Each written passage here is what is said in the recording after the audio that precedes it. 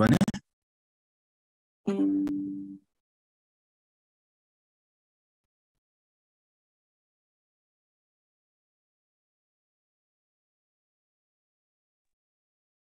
Can you hear us?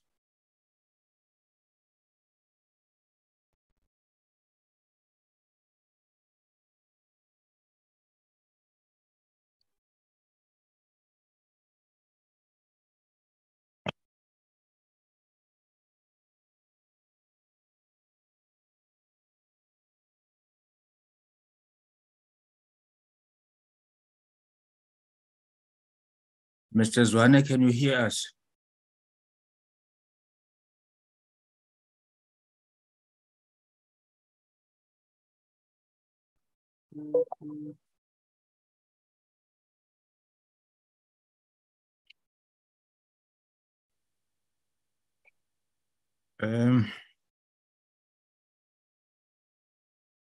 Honorable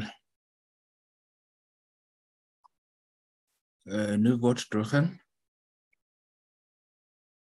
can you assist us?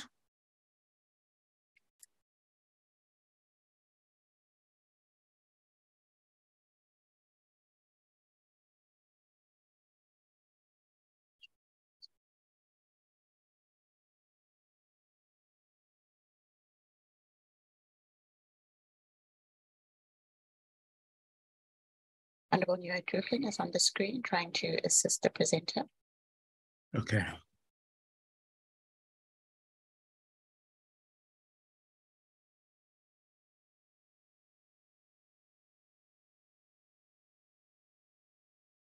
Okay, Mr. Zwane will now proceed. Okay. Welcome, Mr. Zwane.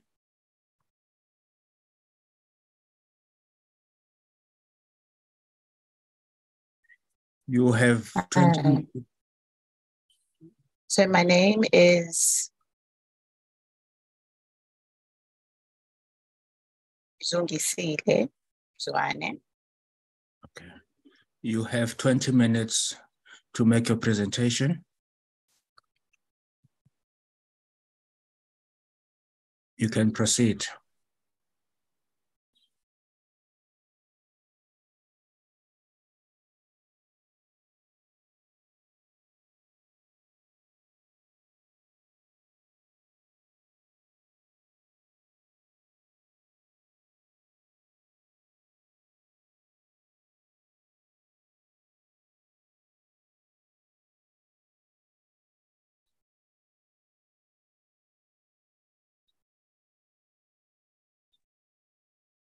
You can proceed, Mr. Zwane. Interpreters waiting for Mr. Zwane to start signing.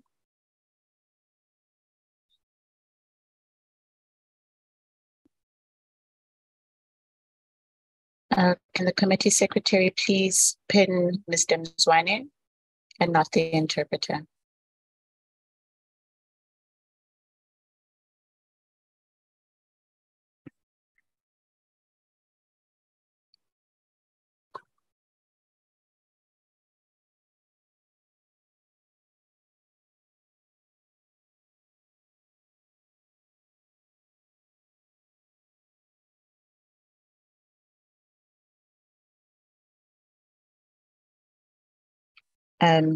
As I was stating previously, can everybody see me?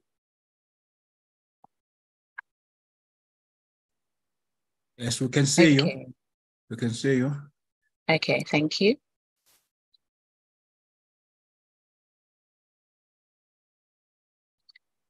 Firstly, I would like to introduce LQZ.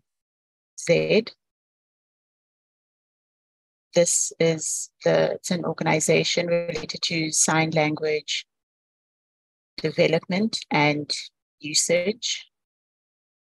It's an organization by and for deaf people in KwaZulu-Natal.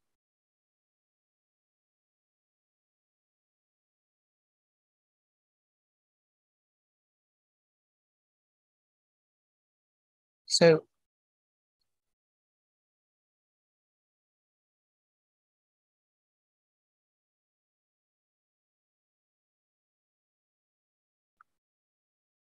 we have, a very few, we haven't had a lot of volunteers, but we are working to teach babies and children some signs or some terminology. We want to make, or our aim is to make communication equal.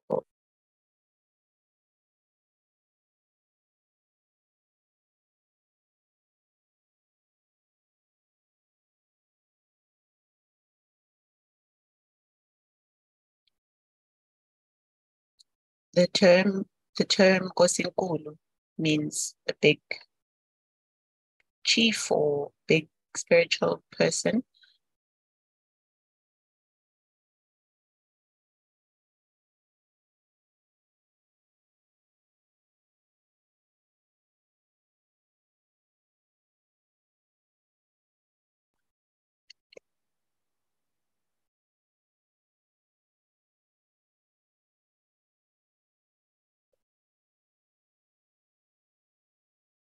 Please pause for interpreter clarification.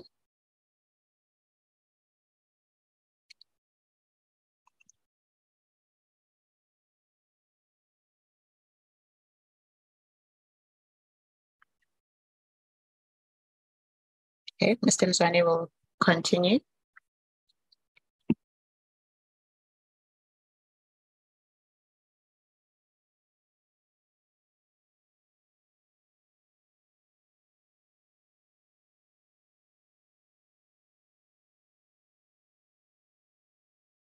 So, as I was introducing LQZ,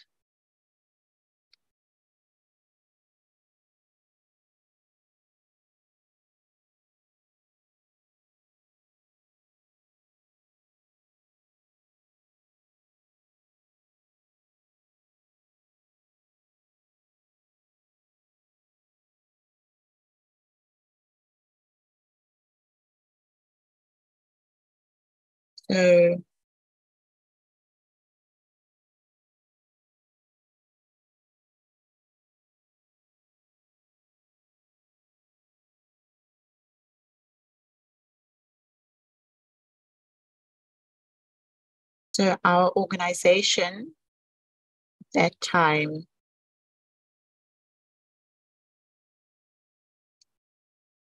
just to advise the committee that there is a network challenge and there is a Honorable Neodruchen is relay interpreting, just so everybody's aware.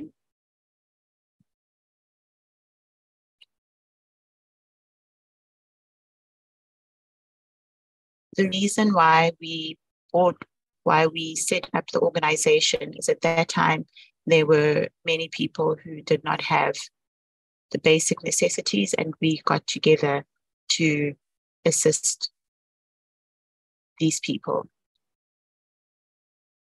So Nkosi Kulu,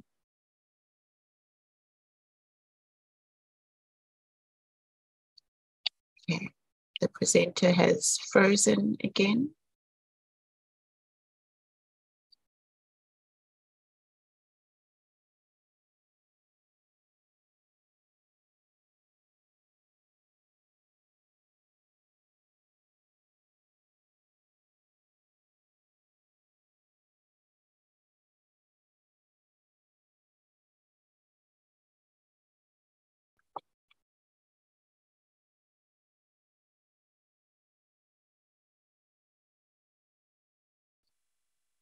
So this organization, which was assisting deaf people, they only used English, and it proceeded in using English. Chairperson, please hold. The interpreter needs assistance.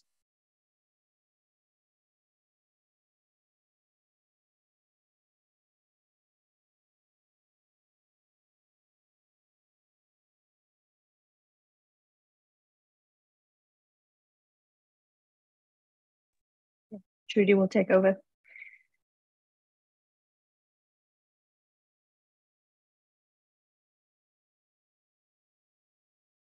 Okay.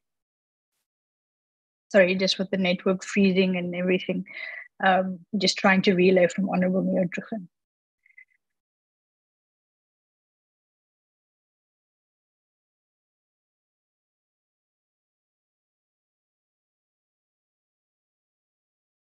So the various cultures and languages, there was Zulu and other languages, and we had to choose one.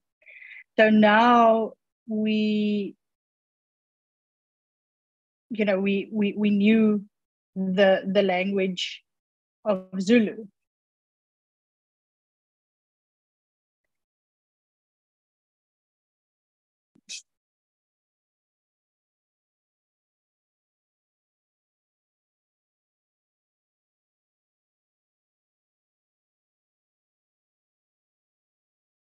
So we set up the organization.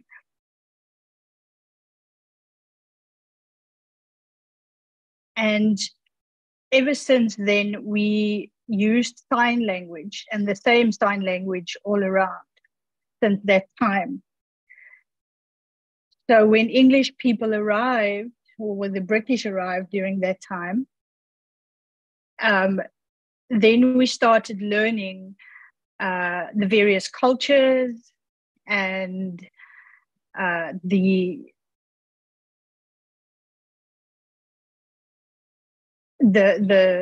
various languages that they spoke. So then we learned about Afrikaans, and that influenced us in the use of our sign language.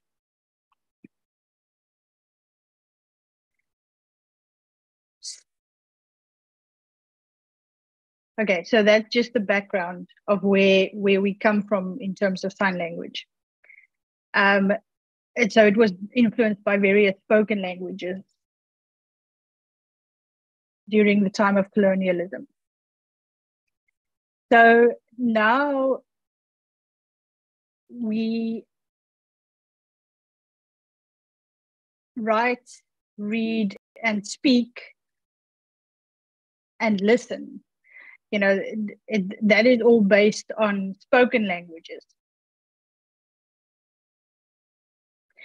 So we continued with this organization with the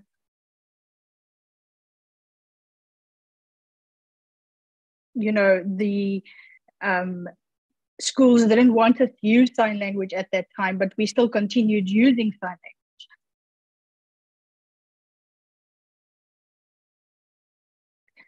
So Mr. now you have 10 minutes.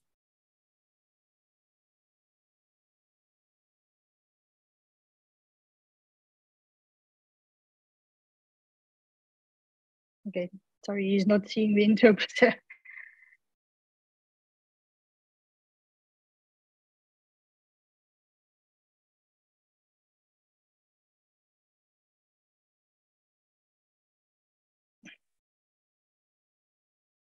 Okay.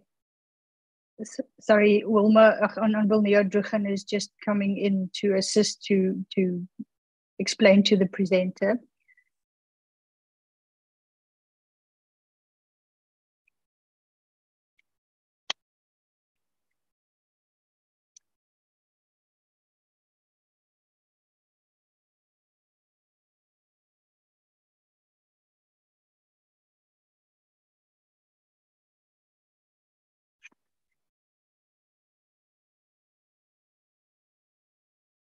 Okay, so we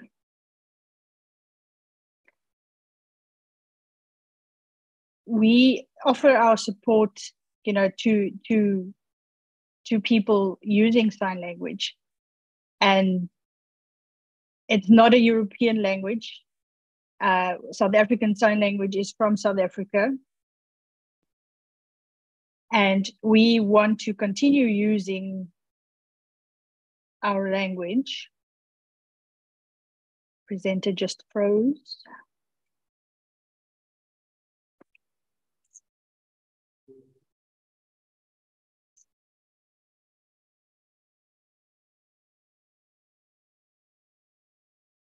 Again.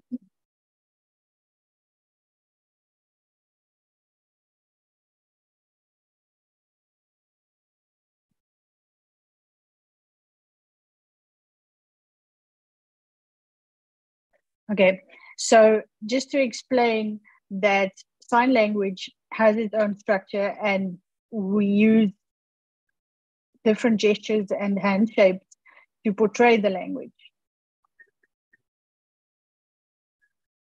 And it's used by people who are born deaf or become deaf, and we should have a choice and not only be forced to speak, but to be able to use our language, which is sign language. And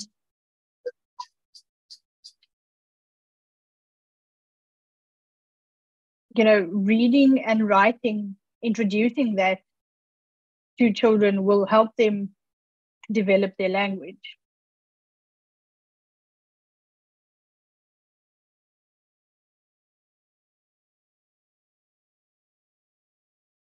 So South African Sign Language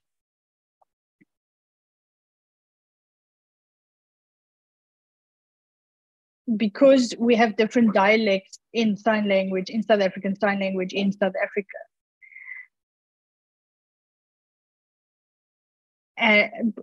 PANSELP, the Committee on Sign Language,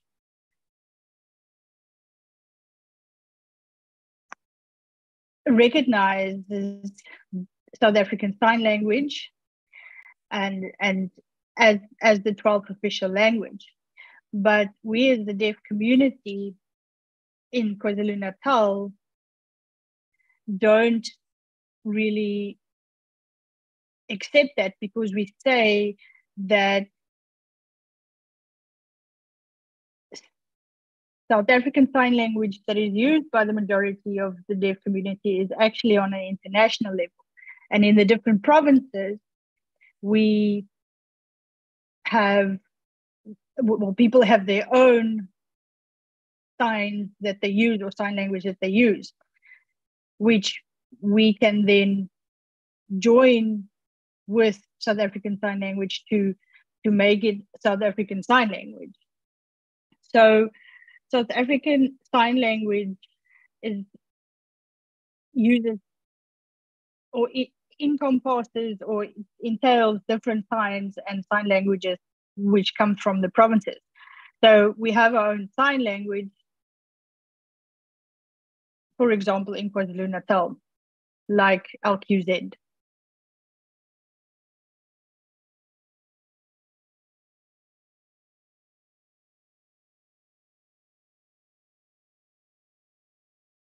So and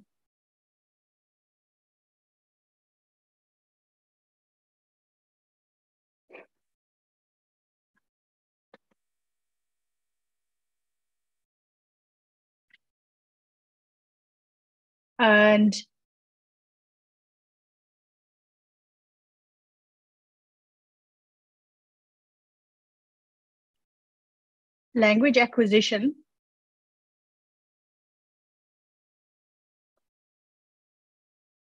is a human right for all people and for children as well, for babies. All we want is to continue working together, and that is why we set up the development of all users of LQZ. So, and that is where we show what we have in KwaZulu-Natal. So South African Sign Language itself is not a language, in my view. And it's only us, we can join hands with South African Sign Language, but it doesn't mean that we have to speak South African Sign Language.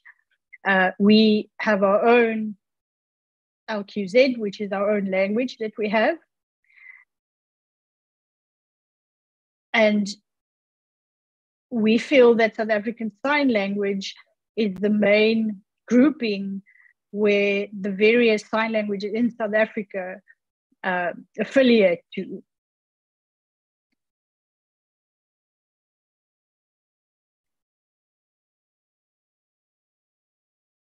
So we're basically doing the same job as PANSELP. So this cannot be the same as South African Sign Language, because we don't believe that there's only one language for everyone, and we have our own language. So we need to fix and make a bill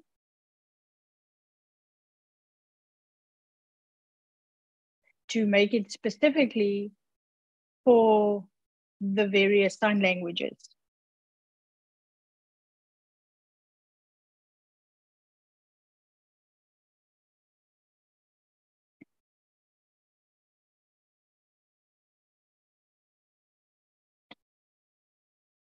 Okay, Chair, I'm done.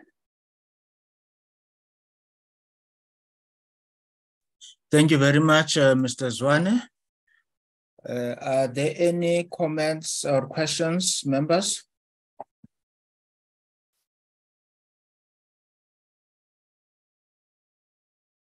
Honorable Nieuwort Bruggen.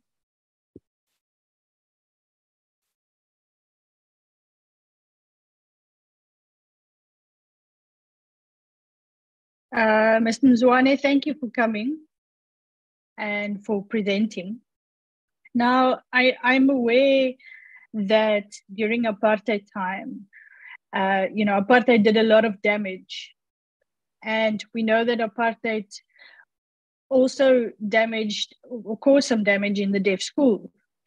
Now, for many, many years prior to 1994, the deaf schools, yes, they had different signs and they used different signs. And I know that, for example, in Durban at Van Eyck School, that they wanted at that time, they wanted to set up a structure and asked other schools or other deaf schools to teach them sign language, and those deaf schools refused to do that. Honorable Neo Duchen has just frozen.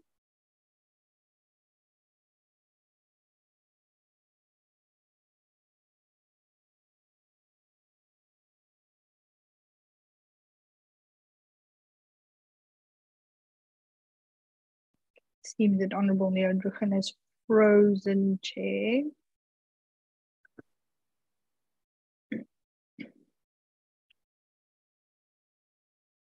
Maybe we can proceed to Honorable Jailer. We'll come back to Honorable Nieuwort Bruggen.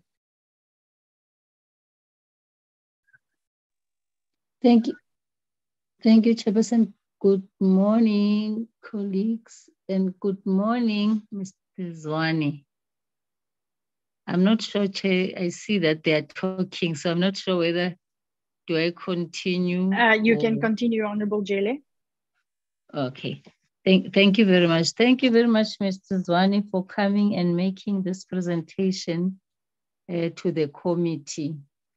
I think your effort must be applauded, that you take an effort to come and make a presentation, particularly the idea that you want the sign language, the different languages. In fact, that you are speaking also that in different languages, like isiZulu, as you indicated, that it must be considered, if I heard you properly. But what Chairperson did not come out to me exactly is that it's like, to me, the presentation is not indicated.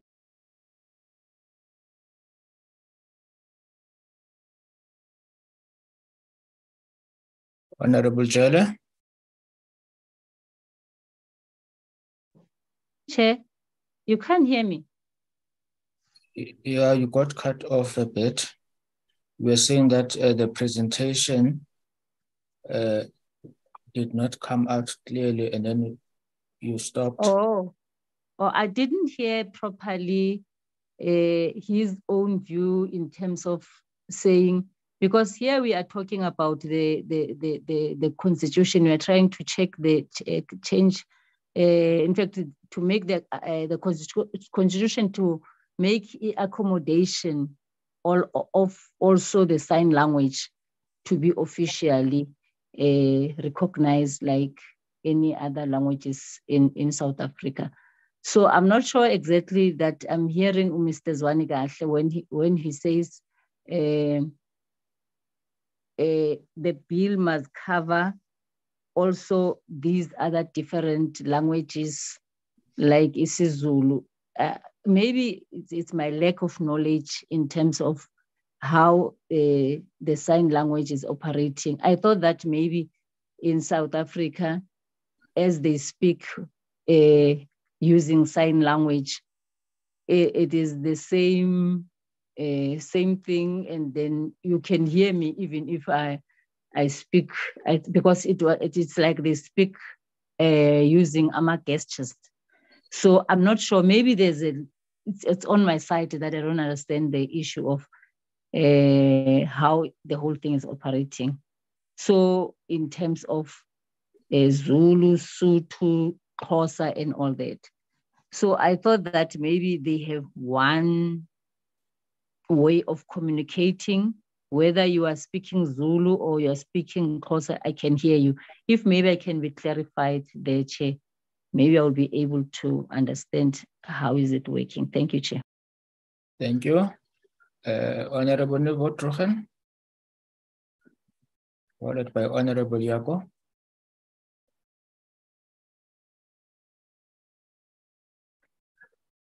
Okay, thank you, Chairperson, and thank you, Mr. Mzwane, for coming to present.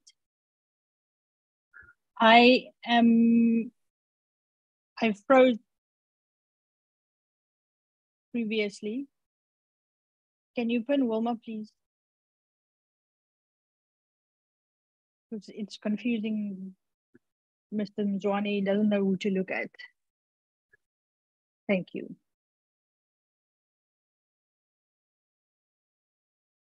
Okay, Mr. Mzwane, just hold on. Just hold on. Okay, the questions will be asked, and then at the end, when everyone is asked, then you will be responding to all of the questions. Okay, so take note of all the questions. Okay.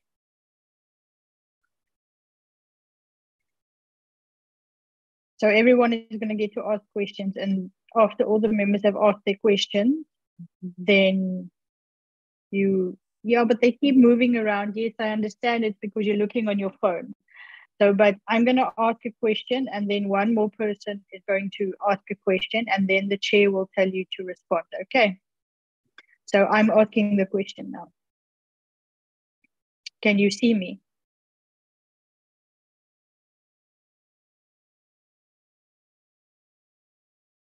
Okay. So, as I was saying, yes, during apartheid, it did a lot of damage, and we have different schools for the deaf, as well as some of the schools use different signs prior to 1994. So, for example, in Worcester, they were influenced by British Sign Language. And in KwaZulu-Natal, if you go to VNI school, during that time, VNI school asked people from different schools to teach them sign language, but because of apartheid, people didn't want to do that. So the principal and the deputy principal of VNI school, for example, flew to America to learn American Sign Language. And some of the signs that you use are from ASL. So, for example, Honorable Jele, we use name in South African Sign Language. It's a specific sign. In American Sign Language, there's a different sign for name. But in South Africa, that sign would mean toilet. So that's the difference between South African Sign Language and American Sign Language. So now the principal and the vice principal from VNI flew back and set up the VNI school using American Sign Language. But that is not South African Sign Language, and which is different. I know American Sign Language, and I can see the people in KwaZulu-Natal using American Sign Language. It's not even the same as American Sign Language in America. So after that, over time, everything overlaps. And yes, we do respect all the dialects that are used in all the provinces that even incorporate American Sign Language, right? But that changed now. So now I want to ask you, previously, there was a college in KwaZulu-Natal, and they taught teachers there to teach in their schools, and they taught South African Sign Language. So where the teachers go in the schools for KwaZulu-Natal, they use South African Sign Language. So now my question to you is, will you accommodate also, even the breakaway groups that you were talking about? Will you accommodate the rest of the deaf community? Will you unite the deaf community the same as you would want to be united with other linguistic groups, as you were saying? Thank you, Chair. Thank you very much, Honorable Yako. Thank you, Chair. I think mine is just a comment on just these public hearings, how difficult it is for the deaf community to communicate with the outside world. Imagine without the help that Parliament has provided, how difficult it is then for Mr. Zwane to move around. So I think it is very important that we do support this, because I think if we normalize sign language and we normalize people learning sign language, it's going to impact a lot in how we communicate, especially in school level.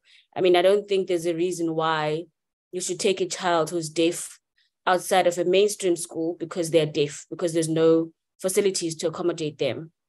It's not a disability per se, because they can think, they can reason, they can study, and they can do anything they want to do. It's just that they can't communicate verbally.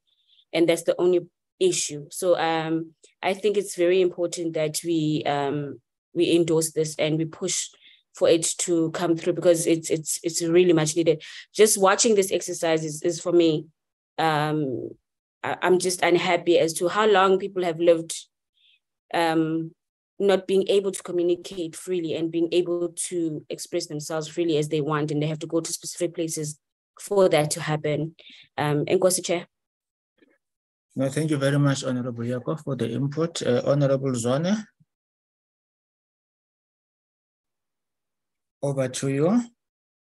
Would you want to respond to specific questions or to also to respond to the comments made?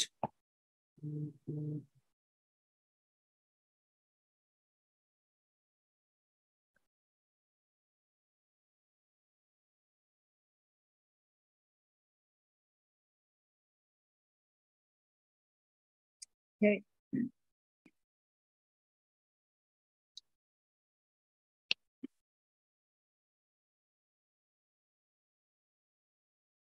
Don't think he's seeing the interpreter.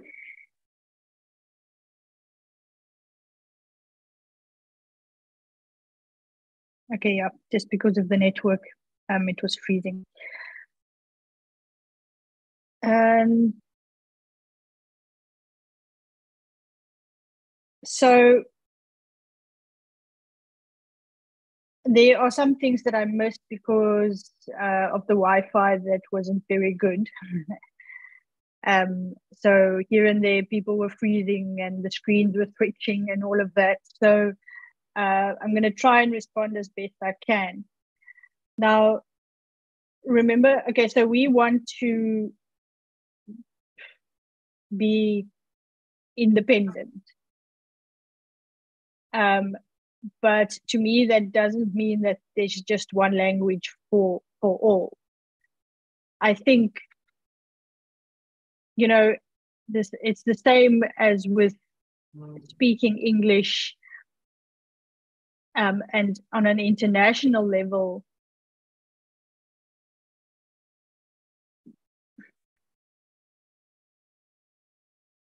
sorry, the presenter is just freezing again.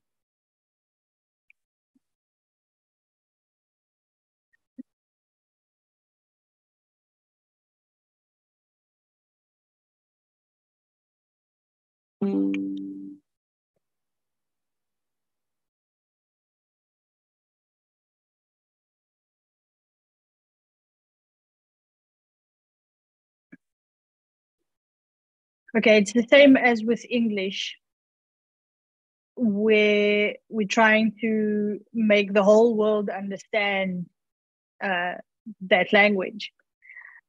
So we know that we can learn the English language. So now we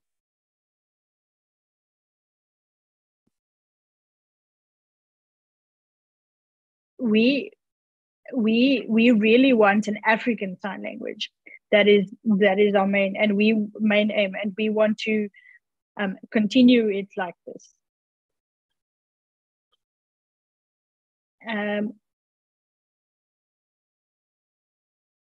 So I think for each individual, they should be able to use their own sign language.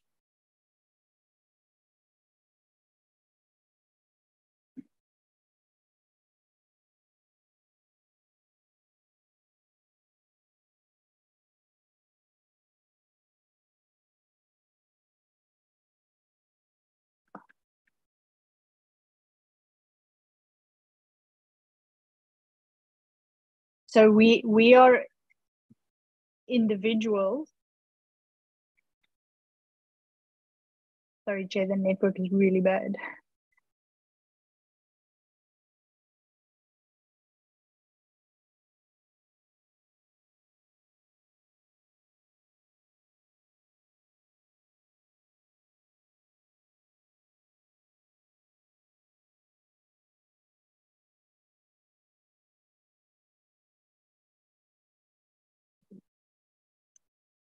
Jay, I'm not really sure if Mr. Mzwane can see me, but okay, well, now he's back.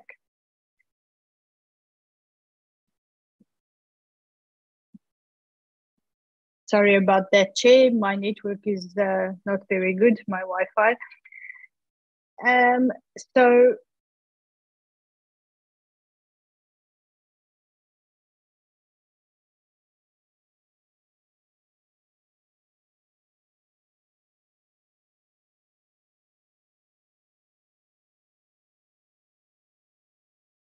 So the ideology of monolingualism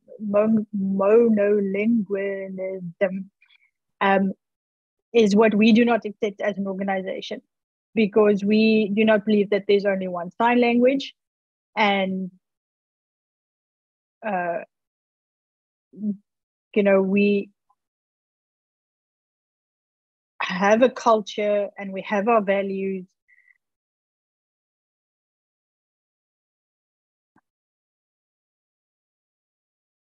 And we have clan names.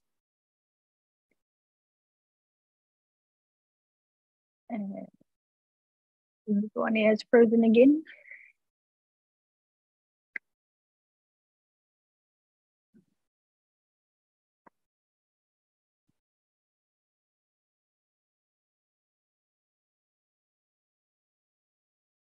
So I think with this bill is, the aim is to have South African Sign Language as one of the official languages, but we just don't agree, because we don't believe that South African Sign Language is a language, but we believe that it's really English Sign Language.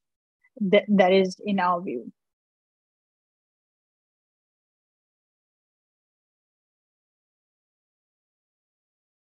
Okay, that's my response, Chair. No, thank you very much, Mr. Zwane. Honorable Jelle, is that a new hand or an old hand? It's a new hand, Chair. Before, I think I would request Honorable Verma to assist with the a clarity question that I'm going to ask, because yesterday when a professor was making a presentation, he spoke about making it official. I don't know. And then he was saying now he's preferring that we must have an act, something like that. So I think I want to see, so that I'm not confused, what Mr. Zwane is saying. Can maybe, in relation to what he's saying, that he doesn't want a sign language like a one thing fits all, from what I'm hearing. How does that talk to that issue of the act and the official making this official, something like that, that the professor said yesterday? Maybe if I can get clarity from Honorable Verma, because he had two of the things, so that I can be clarified going forward. Just to hear from what Mr. Zwane is saying. You are right, Chair, to say I'm out of order if I'm out of order. Thank you. If you are going to be asking a question to Honorable Verma, that should be allowed when we deal with deliberations, because now it's a public hearing. I think questions should be to Mr. Zwane, but questions among members would be dealt with when we're deliberating amongst ourselves. Thank you, Chair. Let's pack that one for her later. Thank you, Chair. Thank you. Okay. Can the committee please unpin Mr. Mzwane? Okay. Mr. Zwane, thank you very much for taking the effort to contribute towards this process of amending the Constitution. Your views will be taken into consideration when we deliberate as the committee. Others did not come to make verbal presentations. They submitted their written submissions, and both written and verbal submissions are given equal weight. So there are others that we are still going to be looking at, but thank you very much for making yourself available. Thanks to yourself and to your organization. So all the views expressed will be considered when we do our deliberations.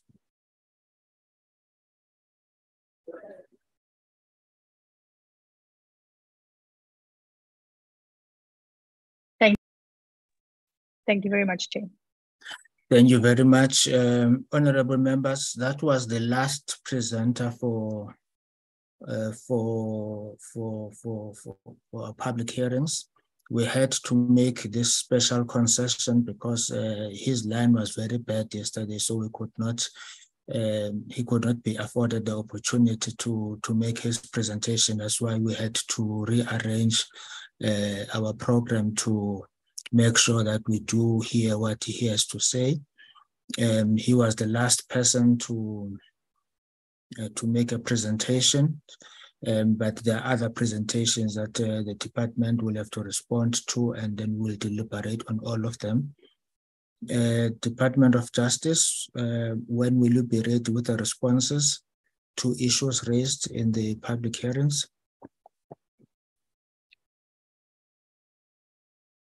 Good morning, Chairperson. It's Ms. Pillay from. Thank you. Chairperson, we've drafted the responses. We are just going through it. And I think the date that has been submitted is Tuesday, and we will be ready by that date. Okay, Tuesday, okay.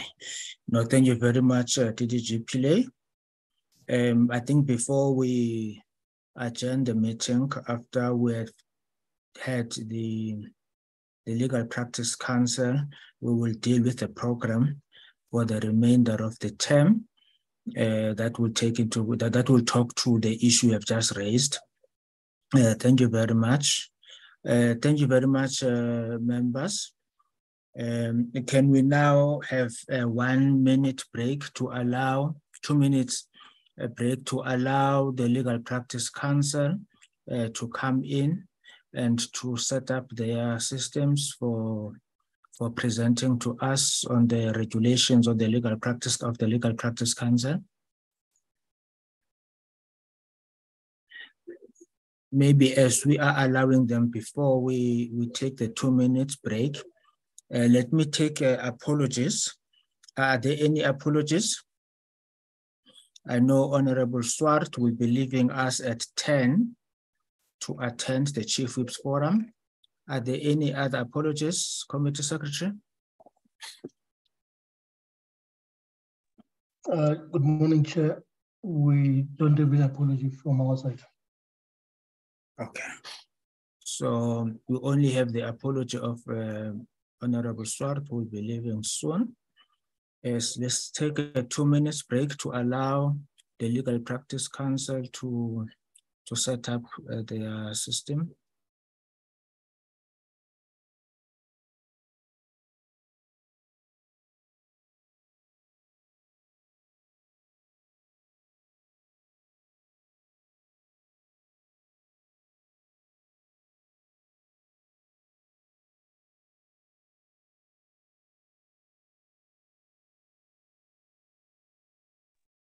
Can you test the system, please? Who will be projecting?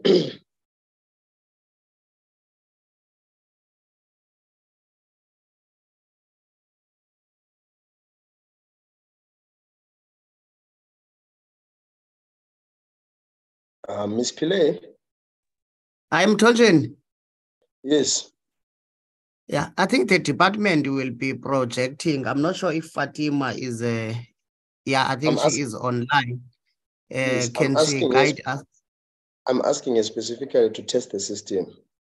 Yes. Fatima will be projecting from the department. Can she test the system? I see she's in the meeting, but she's not responding.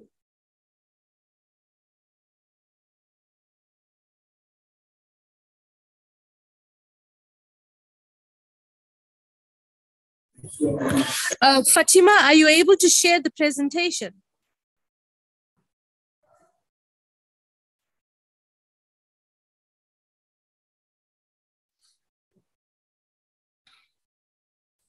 Can you unmute, please, and share the presentation? I just called her, Kali. She says she's trying to share the screen. Okay. She's currently not succeeding.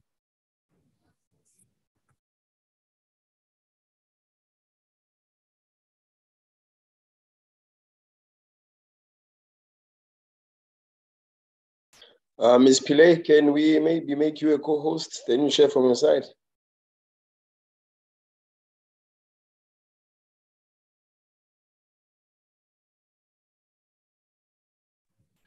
Yeah, I think maybe we should do that. I'm just trying to locate the final presentations. Just give me a minute.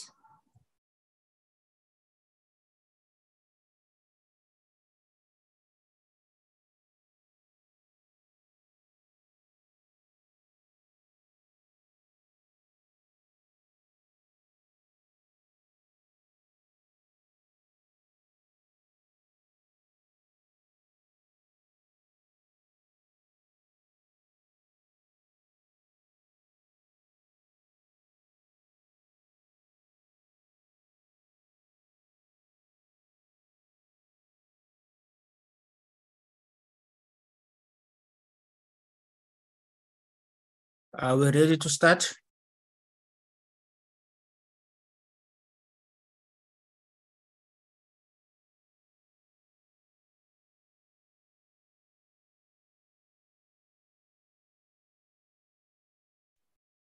Sia, are we ready to start? Chair, we were still, Ms. Fatima was supposed to, there we go. Ms. Pillay has came to the assistance because I think Ms. Fatima was having network problems. Very good, Chair. Thank you very much. Let's start by apologizing to the Legal Practice Council for this late start. We were struggling with network. Sorry.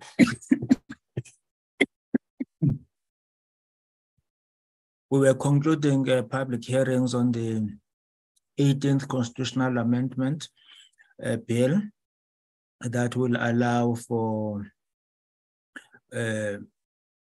sign language to be an official language. So we could not finish yesterday because the presenter had serious connectivity problems. Even today, as you would have seen, that there were serious connectivity problems. So it took us longer than we had anticipated. We'd like to make that apology to yourselves. I saw Ms. Lepu was very early, and other members of the Legal Practice Council. Would like to apologize for that inconvenience caused. Today we will be dealing with the regulations in terms of the Legal Practice Act of 2014. Who will be leading us from the council or the department?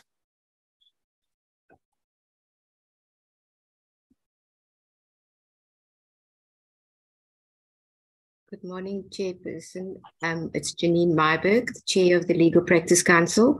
I understand it's the department that will be making the presentation. Thank you very much, Chairperson, and welcome, and to other members of the panel. Thank you very much. Chairperson, it's Ms. Pillay. Ms. Fatima Bayat will do the presentation. And we have projected the community service regulations. I wonder if you want to start with that or the other presentation. But no, I've projected. No, that's fine. Thank you, Chairperson. Thank you. I'll hand over to Ms. Bayat. Good morning, Chair and honorable members. I am Fatima Bayat, and I'm a state law advisor in the Chief Directorate Legislative Development in the Department of Justice and Constitutional Development. I am meeting with you today in order to make presentations on the two sets of regulations that have been prepared in terms of the Legal Practice Act and to seek Parliament's approval of the two sets of regulations. I have recently taken over the work relating to the Legal Practice Act from a former colleague who has since retired from the department. Also, this is my first appearance before the committee. The first set of regulations. Ms. Bayat, you are welcome to the committee, and it's good that you have indicated to us that it's your first appearance. We'd like to welcome you. This is a very friendly committee. You will enjoy working with us, and we hope that you will also will enjoy working with you. You are welcome. Noted. Thank you, Chair. Thank you. Continuing, the first set of regulations deals with the regulations that are proposed for purposes of community service. Detailed slide presentations and copies of the regulations were made available for circulation amongst the honorable members for purposes of today's briefing. Also present at today's briefing are members of the Legal Practice Council who will assist in answering any questions that the honorable members may have after the presentations have been made.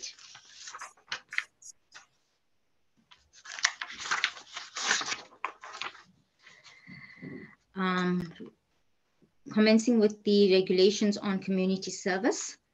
As a way of introduction, the majority of the sections of the Legal Practice Act came into operation with effect from 31 October 2018 and 1 November 2018, respectively. The Legal Practice Council was established. The first regulations in terms of the Act were published by Government Notice number R921 of 31 August 2018. No regulations have been made as yet regarding community service. Section 94.1J of the Section 94.1J of the Act provides for regulations regarding the rendering of community service as contemplated in Section 29.1. Section 29.1 provides that the minister must, after consultation with the council, prescribe the requirements for community service. Prescribed is defined in Section 1 of the Act as prescribed by regulation. Section 29.1A and B of the Act provides that community service as a component of practical vocational training by candidate legal practitioners may be required, or that a minimum period of recurring community service by practitioners upon which continued enrollment as a legal practitioner is dependent may be required. Section 29.2 of the Act lists some possible places where community service can be rendered.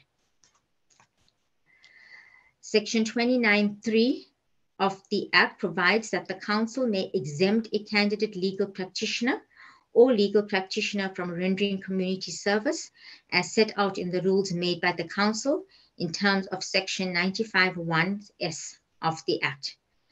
Any regulation made must, before publication thereof in the Gazette, be tabled in Parliament by the Minister for approval. On the issue of consultation, in April 2022, the Minister approved that consultation with role players and interested parties may take place. The most common comments received are now discussed. The Council provided comments dated 20 June 2022 and 30 August 2022, which were incorporated in the draft regulations.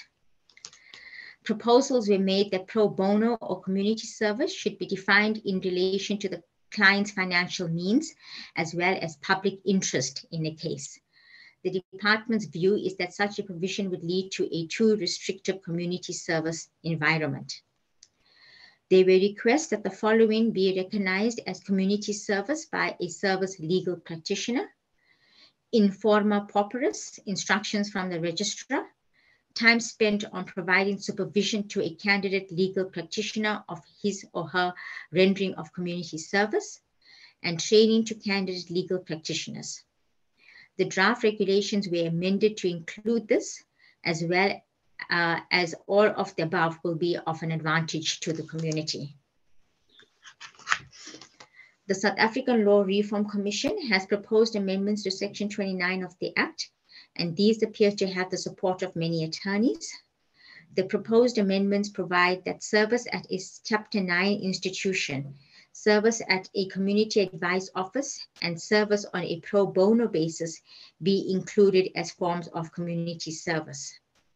Some commentators indicated that the amendments to the Act should first be finalized before the regulations be proceeded with. The department does not agree and is of the view that the proposed amendments do not impact on proceeding with the regulations. The listed options may still be added later on. Some commentators proposed that the regulations should prescribe the form of certificate or proof of community service rendered. The department agrees, and forms for certificates were prescribed as new schedules to the draft regulations. It was stated that the draft regulations are not clear on the process to be followed by a candidate legal practitioner or legal practitioner who wishes to rely on excess community service rendered in the previous year. A reference to this aspect was consequently inserted in the prescribed forms in the new schedules. Several commentators raised a concern regarding the consequence for a candidate or practitioner for non-compliance, as the draft regulations are not clear on how this is to be dealt with. It was proposed that a failure should not immediately be tainted by misconduct, and a graduated system should be used. The department is of the view that the provisions of regulations 4A (8) and 4B (10) draft regulations are sufficient to address this, as it provides that professional standards, as provided for in the Code of Conduct and the rules, will be applicable, and non-compliance with the provisions of these regulations must be dealt with by the Council in accordance with the rules. It was pointed out that a practitioner may enter into a contingency fee agreement and may ultimately be remunerated for pro bono time spent, and might result in the community service hours for that year being too few. A reference to this aspect was asserted in the newly prescribed certificates.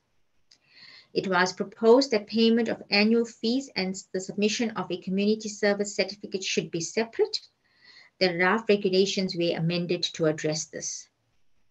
It was proposed that the supervision of a candidate attorney's community service need not be limited to his or her principal.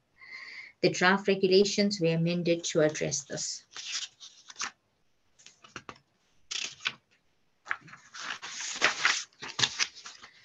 It was proposed that a candidate attorney should also be able to comply with his or her obligations by carrying out pro bono services as contemplated by Regulation 4B(5), where admitted practitioners are concerned, provided these services are supervised by the candidate attorney's principal and or the admitted attorney to whom the candidate attorney ordinarily reports.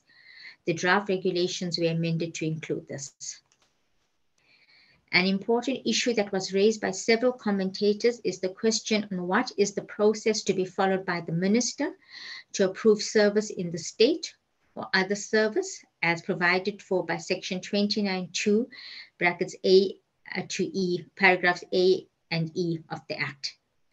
It is pointed out, rightly so, that the cumbersome process that would cause delays could hamper community service initiative. It is recommended that this aspect be attended to timelessly so that the process can be in place, as well as communicated to the profession when the regulations commence. This matter was referred to the Office of the Solicitor General, who indicated that they will deal with this matter. There are internal engagements to address this. Several proposals were received. The pro bono work and community service must be defined. The distinction between pro bono work and community service is not clear, and pro bono work should be seen as acceptable community service. Practitioners currently render voluntary pro bono services, and there is a need for certainty in the different meanings. The department agrees with this proposal and adapted the draft regulations accordingly. Several commentators opined that attention should be given to capacitate existing structures such as Legal Aid South Africa, public defenders, etc., which would then make the rendering of community service unnecessary. The department's response is that Section 29 of the Act is preemptory in this respect. It was proposed that the regulations must include a non-closed list of state organs or agencies that are envisaged in Section 29(2)(a) of the Act that have been approved or pre-approved by the Minister. The department is of the opinion that to include a list of approved bodies is unnecessary, as it would require frequent amendments to the regulations. Section 29(2) paragraph E does not require the approval to be by regulation, but provides that a list can be determined administratively, which will allow for flexibility and accessibility.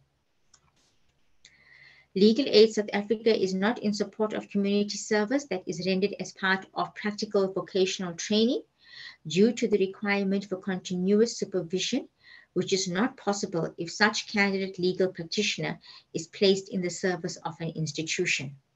The view is noted. However, Section 29(1)(a) of the Act is clear in this regard. Some commentators refer to the legal sector code that will be issued by the Minister of Trade, Industry and Competition in terms of Section 9(1) of the Broad-Based Black Economic Empowerment Act of 2003. The legal sector code that will come into effect on the date of publication thereof, and there were concerns as to how the provisions thereof will align with the community service regulations. Paragraph 6 of the legal sector code provides for the business for the business case and imperatives. Paragraph 6.5.7 provides as follows. At all relevant and material times, the implementation of the legal sector code should be underpinned by the following objectives: implementing measures to address the provision and availability of pro bono services and community-based legal services, thus ensuring access to affordable legal services for all people in South Africa, particularly marginalized, poor, and rural communities.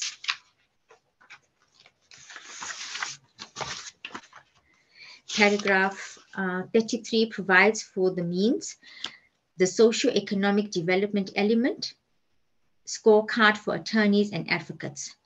Targets for pro bono services range from 24 hours to 100 hours per annum, depending on the monetary threshold.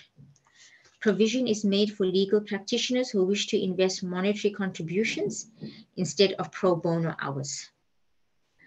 On page 98, it is provided that the Legal Sector Code Charter Council, in brackets, to be established by the Minister of Justice, to oversee and implement the Legal Sector Code, may amend the pro bono hours having regard to any regulations relating to community service that may be promulgated in terms of the Act. Seeing that the Legal Sector Code has not been finalized yet, and it is unclear when it will be published, it is the department's view that it should not be taken into account for purposes of these regulations. I now move on to discuss the proposed draft regulations. Regulation 1 of the draft regulations defines the concept of regulations. Regulation 2 of the draft regulations inserts references to the new regulations and new certificates in the classification of the regulations. Regulation 3 of the draft regulations inserts a new regulation 4A and 4B. Regulation 4A provides for the rendering of community service by candidate legal practitioners. Regulation 4A, subsection 1, paragraph A to B and A and B define community service and pro bono services. Regulation 4A2 provides that candidate legal practitioners must render 8 hours per annum community service. The service will have to be rendered at the institutions referred to in section 29(2) of the Act or at the institutions as approved by the Minister. As section 29(2) paragraphs A and E of the Act provides that the Minister may administratively approve where community service may be rendered, it is not advisable to specifically list the places in the regulations, as changing circumstances would require a lengthy and costly amendment thereof. Regulation 4A3 provides for pro rata service if service as a candidate legal practitioner commences during the course of a calendar year. Regulation 4A4 provides that the period of community service may be intermittent or continuous. Regulation 4A5 provides that extra hours of community service rendered may be carried forward as credits for the next calendar year. Regulation 4A6 provides that pro bono services rendered will be recognized as community service. Regulation 4A7 provides that the service rendered must be supervised by the principals or engaging advocates. Regulation 4A8 provides that professional standards as provided for in the Code of Conduct and the Legal Practice Council rules will apply. Regulation 4A9 provides that candidate legal practitioners must, after completion of the period of practical vocational training, submit to the Legal Practice Council one or more certificates signed by their principals or engaging advocates as confirmation that community service has been rendered. The form of the certificate is prescribed as Annex C to the regulations. Regulation 4B provides for the rendering of community service by legal practitioners. Regulation 4B1 brackets Paragraphs A and B define community service and pro bono services. Regulation 4B2 provides that practicing legal practitioners must render 40 hours per annum community service. The service must be rendered at the institutions referred to in Section 29(2) of the Act or at the institutions. Regulation 4B3 provides for pro rata service of 3 hours per month if service as a practitioner commences during the course of a year. Regulation 4B4 provides that service may be intermittent or continuous. Regulation 4B5 provides that extra hours of community service rendered in any year may be carried forward as credits for the next year. Regulation 4B6 provides that pro bono services rendered will be recognized as community service. Regulation 4B7, 8, and 9 provide that the following will be regarded as a community service. In forma pauperis, instructions from a registrar of a division of the High Court, time spent on providing supervision to a candidate legal practitioner who is rendering community service, and any lectures or training presented to candidate legal practitioners by legal practitioners at no charge and with no remuneration. Regulation 4B10 provides that professional standards as provided for in the Code of Conduct and the Legal Practice Council rules will apply. Regulation 4B11 provides that practicing legal practitioners must submit to the LPC annually when making payments for annual subscriptions, one or more certificates signed by the recipients of the community service as confirmation of services rendered. The form of the certificate is prescribed as Annexure G to the regulations.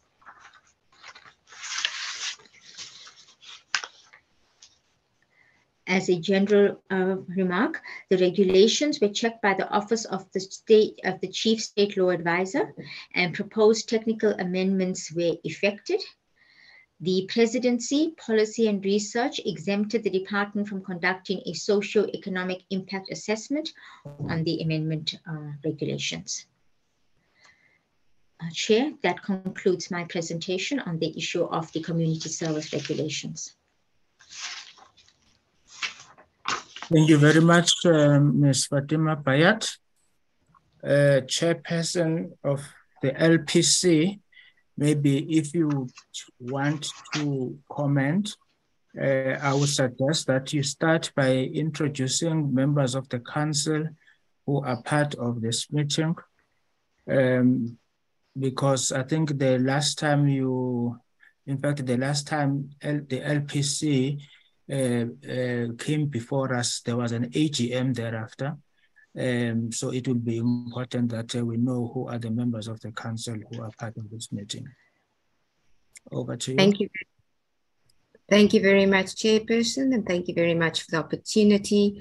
Good morning to all the Portfolio Committee, members online, as well as the Department of Justice members and everybody else online. I'd first like to apologize for the mix-up previously with a previous date. We had no disrespect intended, and thank you very much for accommodating us now. We are online as I'm the chairperson. I'm Janine Meyerberg. I've got members of the executive committee that is also online. With me, sitting next to me, is Advocate Brenton Josephs, SC, who's also from Cape Town, as I am. Online, we have Ms. Kathleen Tlepu, who is the founder of Tlepu Inc. We've got Mr. Busani Mabunda from Mabunda Inc. We have Mr. Miles Carter from Bowman's, and then we have our executive officer, Ms. Nzuza, the senior manager in her office, Ms. Cook, and as well as the manager responsible for education, Ms. Murray online. that is our complement online. Listening to the regulations as presented by the Department of Justice, I am pleased to say that the Council is fully aligned with this regulation and agrees therewith and is able to support it and has no opposition thereto.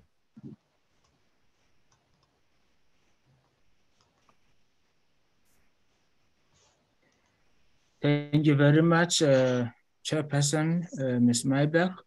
Members, are there any questions or comments? Honorable Ngola, followed by Honorable Jele, in that order. Honorable Honorable Werner Horn. Honorable Ngola, you can start. Well, thank you very much, Chairperson. And let us indeed welcome the briefing by the NPC. It's been quite some time, Chair, without us having this kind of an interaction with the Council. We welcome the briefing, Chair. The first point I want to check is the issue of 8 hours of community services a year. I believe that the previous scheme, it was about 40 hours a year of community services. I want to check, Chair, if have they considered the growing need? So there is a sound, I don't know what is it for. Proceed. I'm saying, Chair, did they consider 8 hours as satisfactory for 8 hours a year as satisfactory for community service, considering particularly that we still have a huge backlog as the country in relation to what we usually call access to justice? I want to check, Chair. I hear the chairperson saying there is no clear differentiation between pro bono services and community services. So I want to check if 8 hours actually apply to the pro bono services as well, or there is a different time frame for the pro bono services. Another question, Chair, I wanted to check is I see that when a candidate legal practitioner undergoes community services, the principal must sign a particular certificate. I want to check that besides the certificate signage, is there a model at which those candidate attorneys, candidate legal practitioners are monitored when they are undergoing the community services programs? The last issue, Chair, I want to check is that this issue, Chair, will be dealt with in accordance to what are the responses from the Council. Thank you very much, Chair. I stop here for now. Thank you very much, Honorable Ngola. Honorable Maseko Jele. Thank you very much, Chair.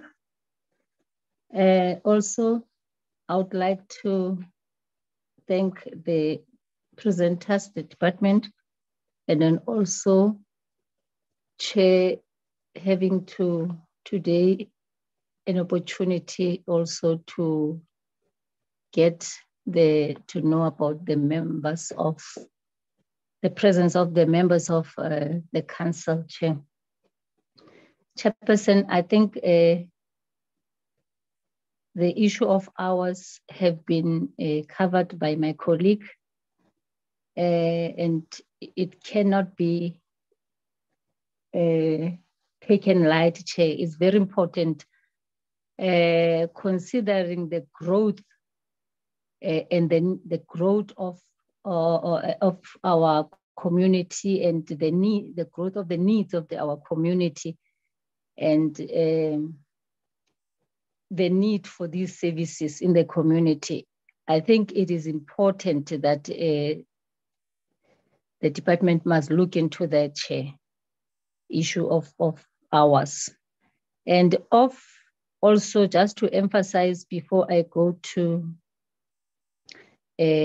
other questions, Chair, it is also the issue of that certificate. I don't want to leave that one out also, because if we are saying the certificate, only the principal sign without any proof, Chair, are we ticking, just ticking the box for compliance, Chair, or do we really want this to give that impact that it deserves within the community?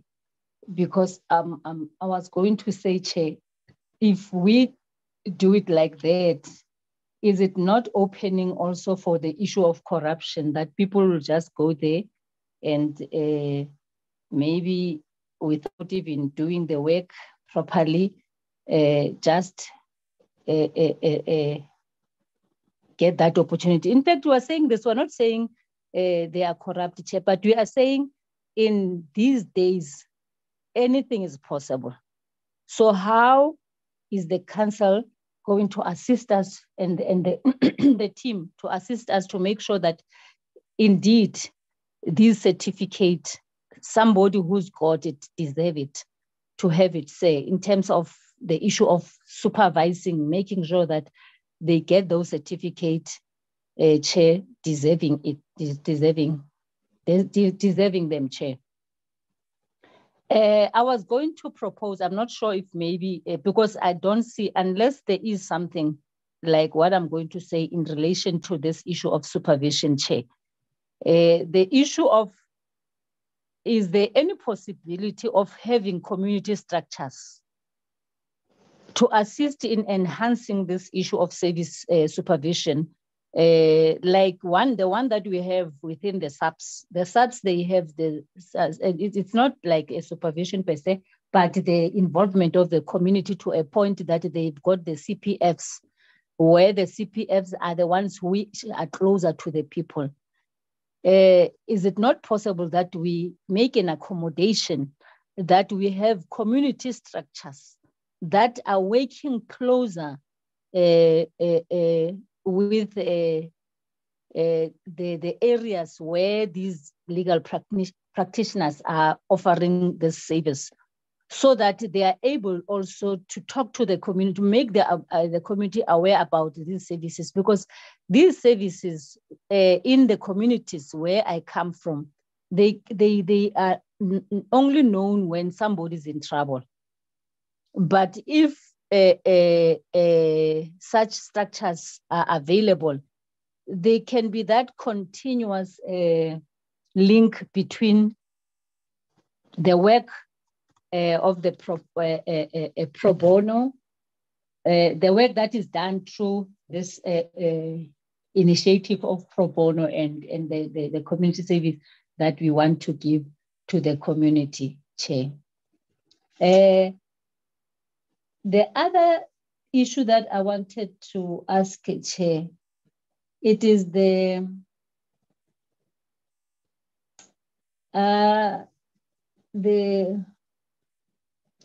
criteria that is used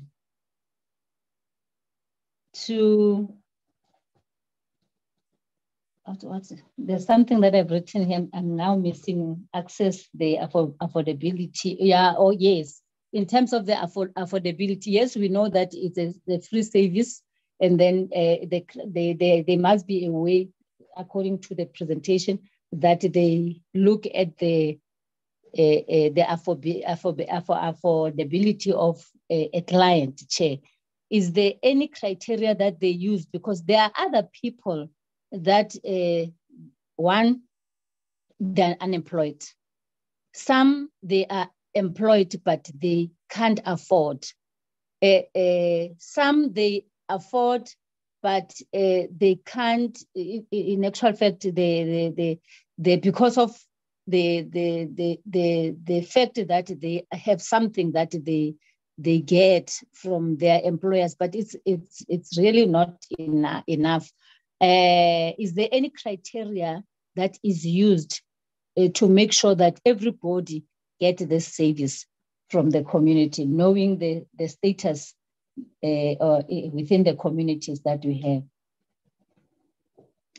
Chair, I think the other one that I was having, it was the regulation, Chair, address adequately the provision that in the provision of the Act, that the fact that the community service may serve as a component of practical vocational training.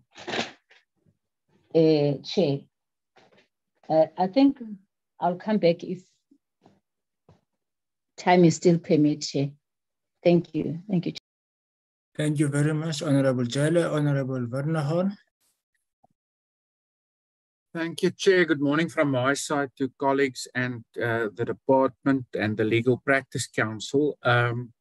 Chair, two issues from my side. The first is in terms of the institutions at which the free legal services could be afforded or rendered as part of community service. I understand that the Human Rights Commission was specifically named in the Act, but it was not intended to be a closed list. So the question I want to ask is whether it was considered, and if it was considered, why was this list not broadened to include other institutions supporting constitutional democracy as set out in the Constitution? One would think both in terms of institutions like the South African Language Board, the Commission for Gender Equality, even the Public Protector, there could be room to render public service or community service. One could even include the SIU, who forever is reporting to this committee that it is sometimes short of real experts and in respect of specific fields.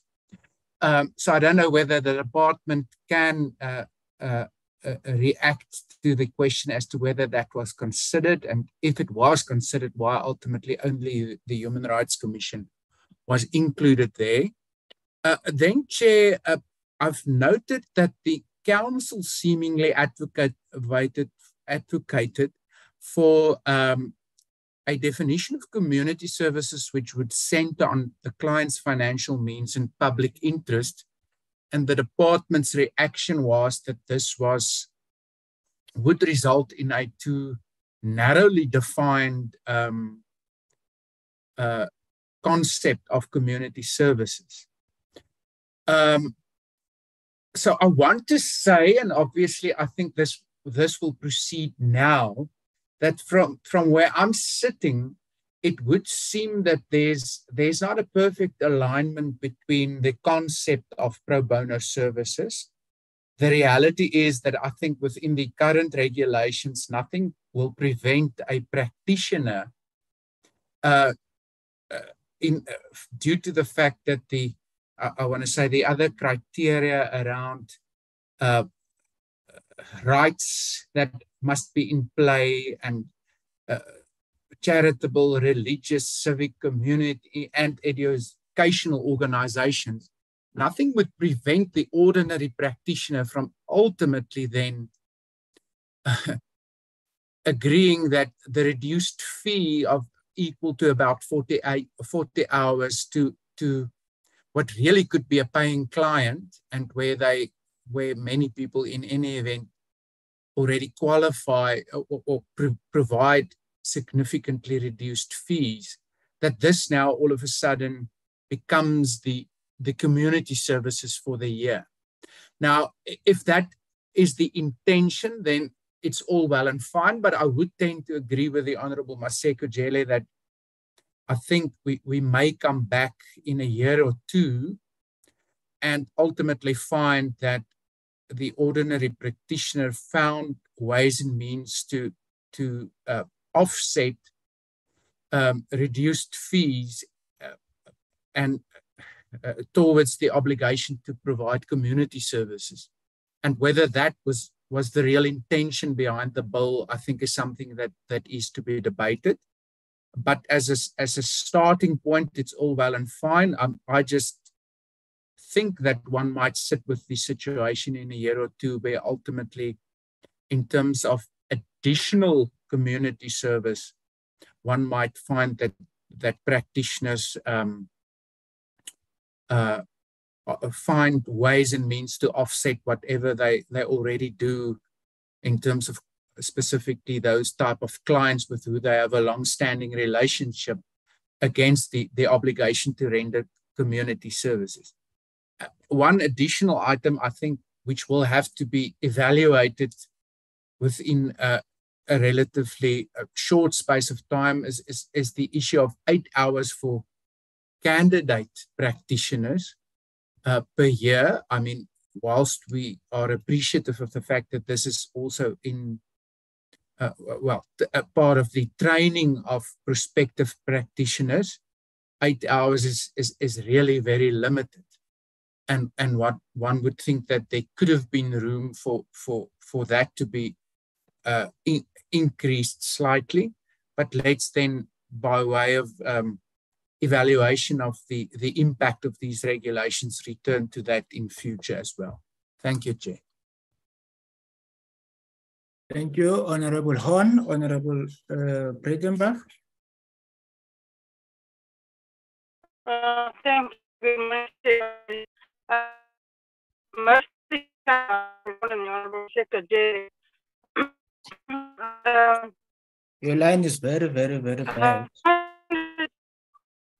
Honorable Breitenbach.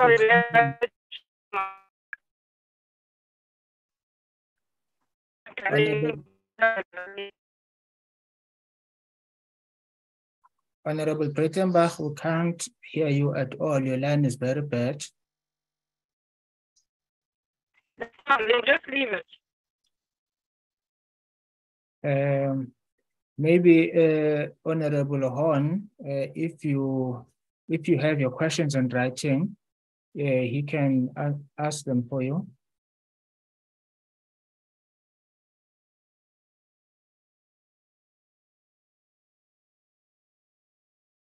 Okay, no, it's fine. He said we can proceed.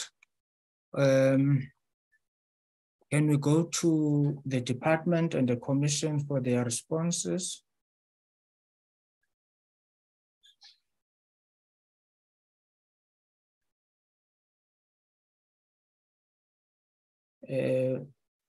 Ms. Clarity Nzuza. Good morning, Honorable Chair, and to the members present today. I wanted to offer a response, Chair, to the issue of the 8 hours relating to candidate legal practitioners. In that, Chair, you will note that candidates are currently not paid, and if they are paid quite a minimal amount just for them to be able to get to the office and receive valuable training from principals. We have further even put in policies where we are saying that while candidates are being trained, they should not be required to have driver's licenses, so that because those are the things that will not be affordable to them, taking into account the fact, Chair, that they are still training. So the requirement that the department has put, where they say that they can only do 8 hours, to us is reasonable, Chair, in the space that if they were asked to do more than 8 hours, it will require them to possibly go around places where they are unable to reach, because they are still paid something like 5,000 to 7,000 rands a month, and those monies that they are paid are simply there to enable them to get to work and to just have a decent living. So to increase the hours to 8, Chair, will put a higher burden on candidates, and then they will not be unable to concentrate on receiving the training, which as we as the council require them to get and to be fit enough to be admitted as legal practitioners. So I will urge the committee to consider that, Chair, when they are looking at the 8 hours for candidates compared to the 40 hours, Chair, to the already admitted legal practitioners.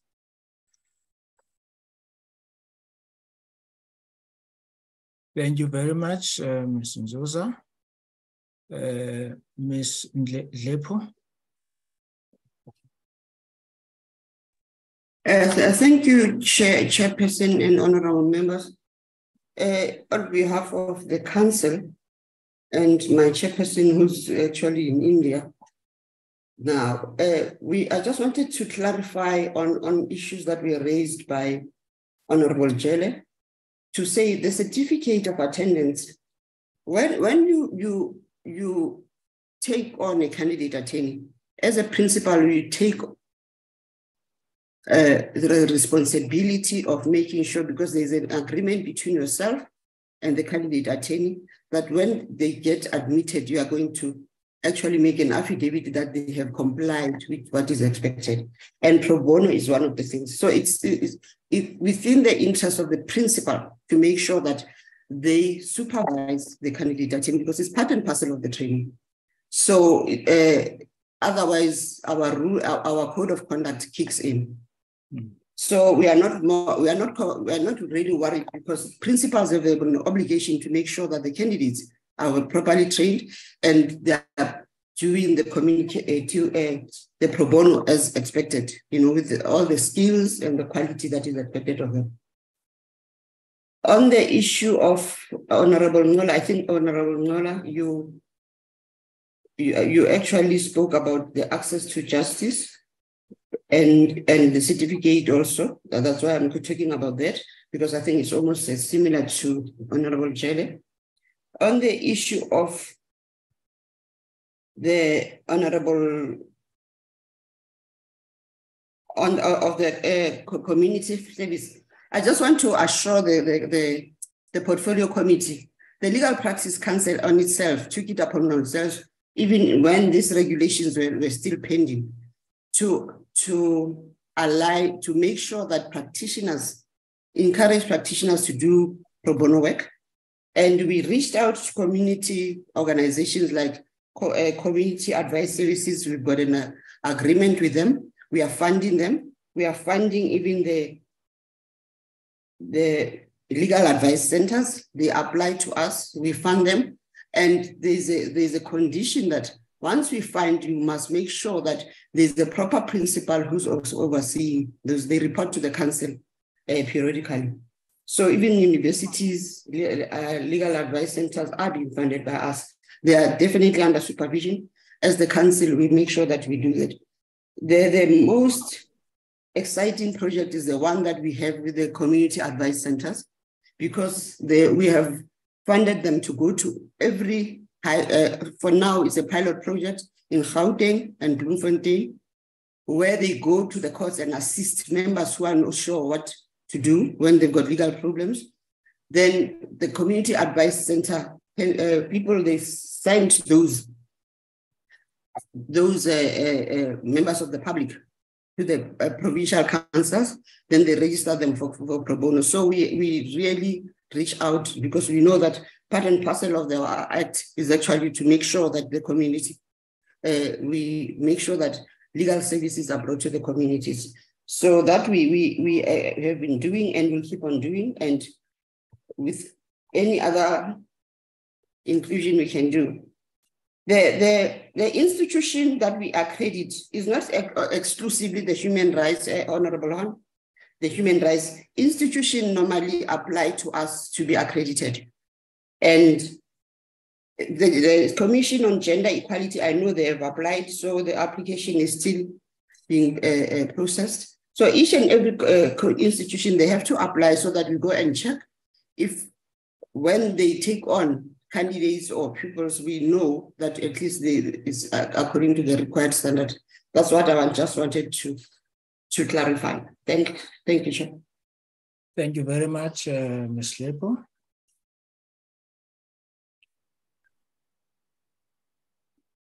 I think Advocate Brenton. Yeah. Mr.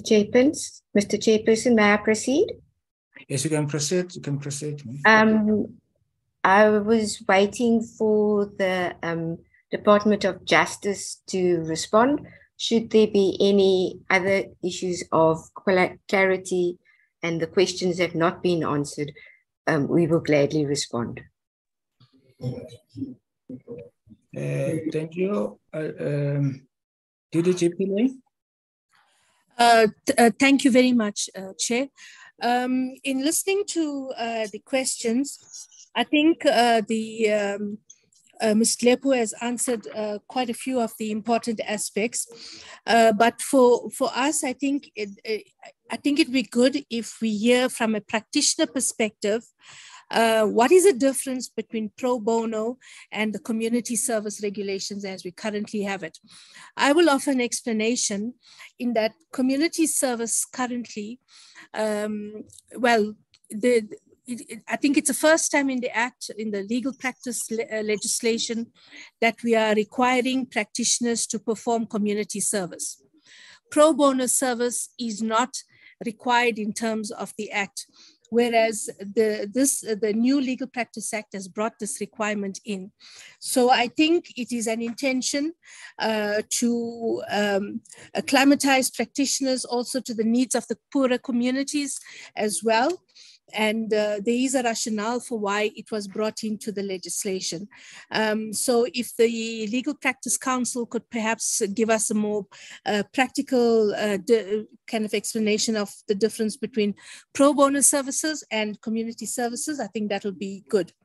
Then, Chairperson, I think when drafting the regulations and from the basis of the comments that we got, which Ms. Bayat has gone through, one will find that there was some challenges to having the regulations passed as they were, and there was issues about the kind of pressures it would put on practitioners, and we accordingly addressed the candidate legal practitioners' challenges as well. And so we took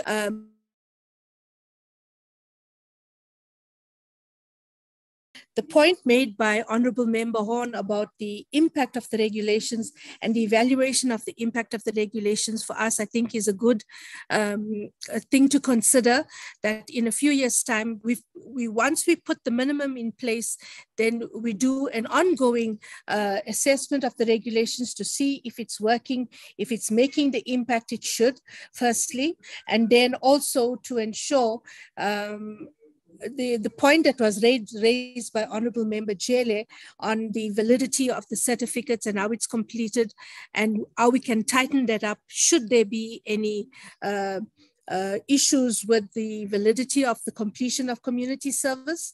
And of course, we will work with the Legal Practice Council to monitor that as well. Thank you, Chair. For now, those are the issues that I've picked up. I don't know, Fatima, if you want to add anything further to what I've just said. Thank you, Chairperson. Thank you, Kelly. Thank you. No, Chair, I don't have anything to add on. Thank you. Thank you very much. Honorable Maseko Chele. Thank you very much, Chair, and thank you very much to the department for their responses, Chair. But I still feel that element of the link between the community, particularly in the rural areas, and also deep in the townships, the structures that the department is talking about, Chair, they are located in town. For our people to get these services, they have to go to town and use money and all that. So my issue, Chair, I understand when Ms. Lepo is the response. I think I'm even more convinced when they are talking about the issue of community service, explaining the community services. If this is really for the community, it must reach even the poorer of the poorest. Our communities are vast, Chair. You know, we work in terms of the wards, and these services are located right in town.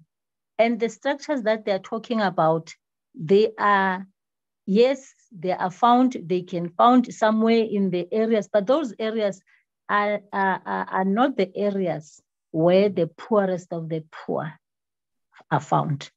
So how do we make sure that we enhance these structures that we have in order to reach there? It should be accommodated in the regulation, because if it's not, nobody will be forced to go there. The status quo will remain as it is right now. Even those NGOs that we are funding, Chair, there must be a way. It cannot be the issue of paperwork. I'm saying this, Chair, this freedom is not felt where it's supposed to be felt. It is still somewhere in the air. I'm talking about, I'm coming from the township. So from the people of the township, if we can have a regulation that covers us, that these things should also, that there must be a way that involves the community, that community in particular. Thank you, Chair. Thank you.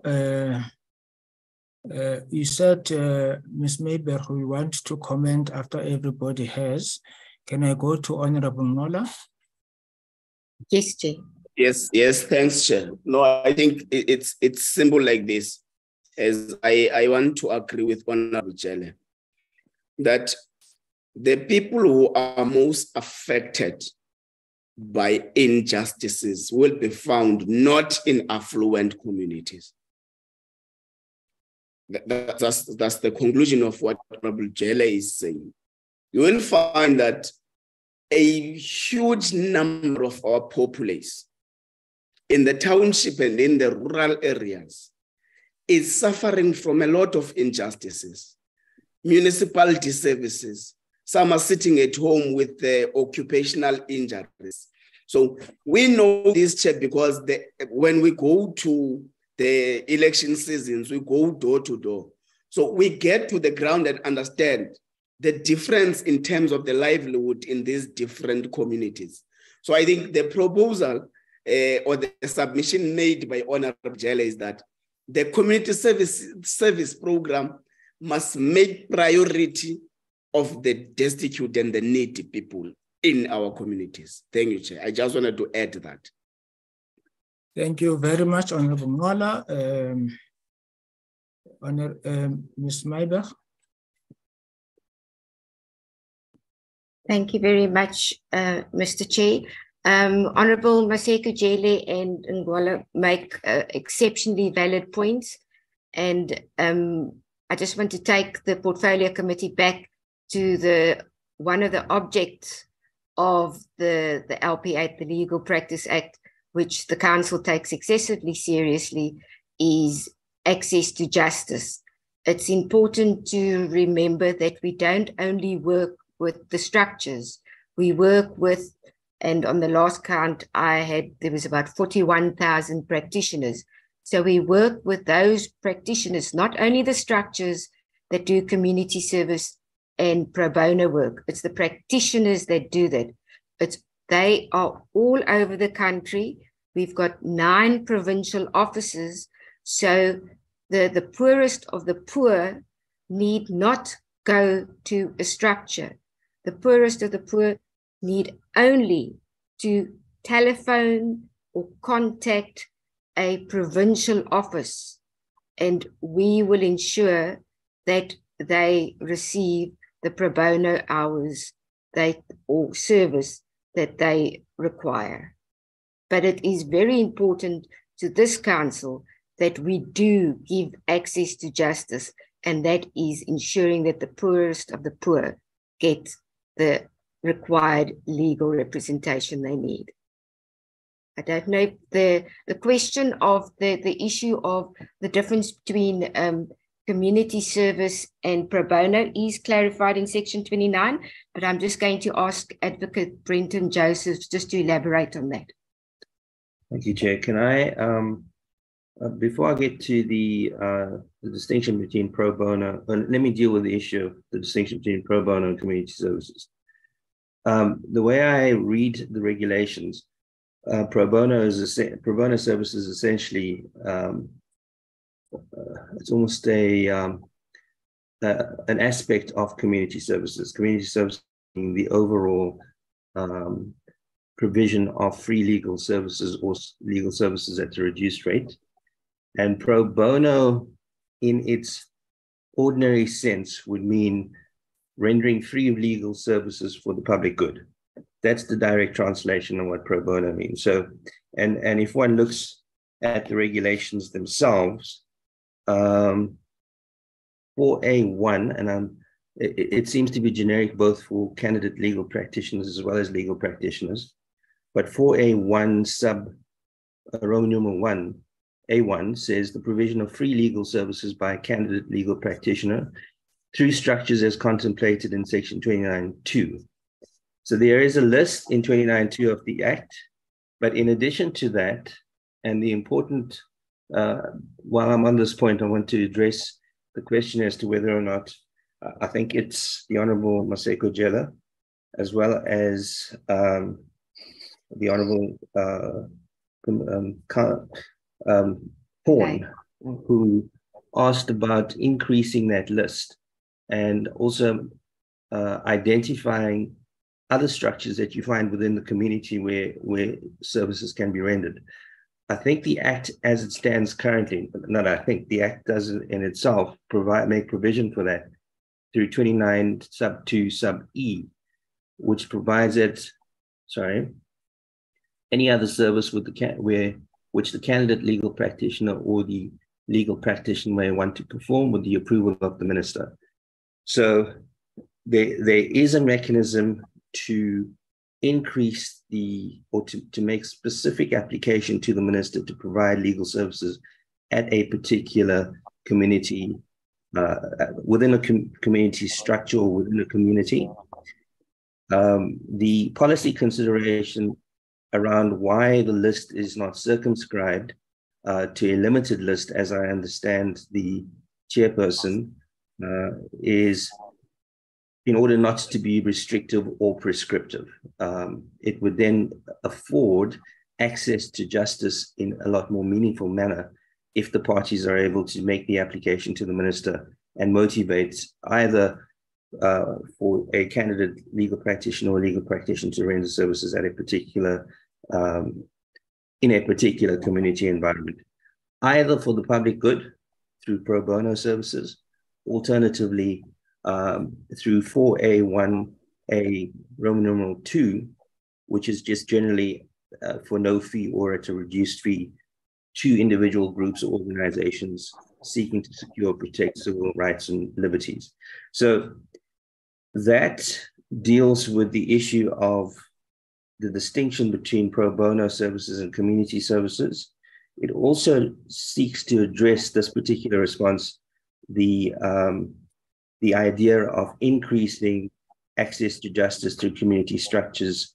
And just my last point, while I have the platform, Chair, is the question was, I think, initially raised by the Honorable Ola, who asked, shouldn't we consider or at least look at increasing the 8 hours provision for candidate attorneys?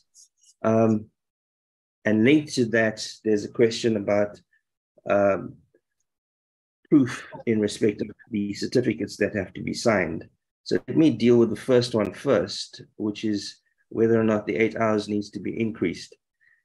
I understand that the 8, firstly, if we are dealing with candidate legal practitioners, they are not attorneys in their own rights and are subject to supervision at all times. It would be very risky to unleash a candidate attorney who's just entered articles onto the public, particularly the vulnerable who require legal services. So that's the first point. The second point is that because of the supervisory relationship between the candidate attorney and the principal, I use these old terms just for the moment, the principal would ultimately take responsibility for that legal advice. So, and bearing in mind that the principal themselves has to render a minimum of 40 hours per year. So we are just talking about, firstly, minimums of 8 and 40. It doesn't mean that that's the only amount of legal services or community hours of community services that must be rendered. So keep that in mind as well. On the issue of proof of the certification, I want to raise, in addition to the affidavit, I do want to raise 2 other points. The one is that the chairperson of the Department of Justice indicated that there's a certificate that is to be signed. On that certificate, the supervisor must sign that the candidate attorney has rendered those hours of community service. But more importantly, because of the supervisory relationship, the legal practitioner themselves, the attorney, would also have to fill out their own certificate. And on their certificate, there's provision for the recipient of that community service to countersign. So that would be one of the checks and balances or checks to do away with the issue of any kind of lack of proof, if I could say it. Apart from the fact that we hope that we rely on the integrity of our practitioners across the country to complete forms as they are required to. Chair, Honourable Chair, thank you. Those are my submissions. I hope I've covered all of the questions that have been raised thus far. Honourable Chair, if I may, I'd just like to add one more thing. I think it's important for the Portfolio Committee to also take cognizance of the fact that since the LPC became operational, which was 1 November 2018, there's been no regulation or no legislation regulating pro bono hours. So the poorest of the poor has been suffering. Previously, the Law Societies of the Cape Bar could enforce pro bono hours, and now it would be community services. But as the Legal Practice Council, we have had to rely on the generosity of practitioners, which has not always been as forthcoming as we would like it.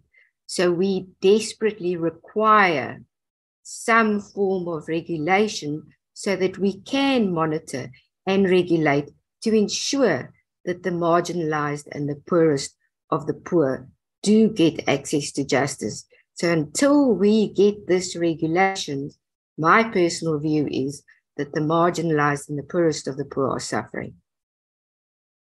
Thank you. No, thank you very much to the Legal Council, Legal Practice Council, and to the Department of Justice for the presentation. Members, as you would be aware, that we are not empowered to make amendments. We either approve or reject the regulations as they are. So we need to have some form of a way forward. My understanding is that it is much easier to make regulations than to make a bill. In fact, to amend regulations than to amend bills. I would like to put some form of a way forward which parties can think about. One, it will be to say that as a start. Chair, Honorable please, before you close, because your way forward is going to close this thing. I think I'm happy with if I may come, Chair, can I? Just with one point in follow up with the member of the council said. Proceed. Yes, Chair, thank you very much. I appreciate that there's nothing that we can do. It's either we approve or we reject. I think on that note, the member has made us aware that there is a provision. There is among the rules, there is a provision of extending some ways in order to make sure that the community is reached adequately. I think I'm going to make a request in your follow-up, Chair, in your way forward, that the department, they come next time, they go and think about this and come with a solution as to how can we use that role, that part that the council member has just made us aware of. How can we make use of that in order to come with a structure that is closer, that will work with the community? Just like an example of CPFs. Thank you, Chair. Thank you. Thank you very much, Honorable Jale. Yes, I think as what parties will need to consider, one is that we take this for now as an informal presentation, and then we would deliberate if there's a need to make suggestions. We will do that to the LPC. But what may be in addition, I think what Honorable Jale is suggesting is generally the gist of what I will suggest as the way forward, and that we do view this as the first step in regularizing this area.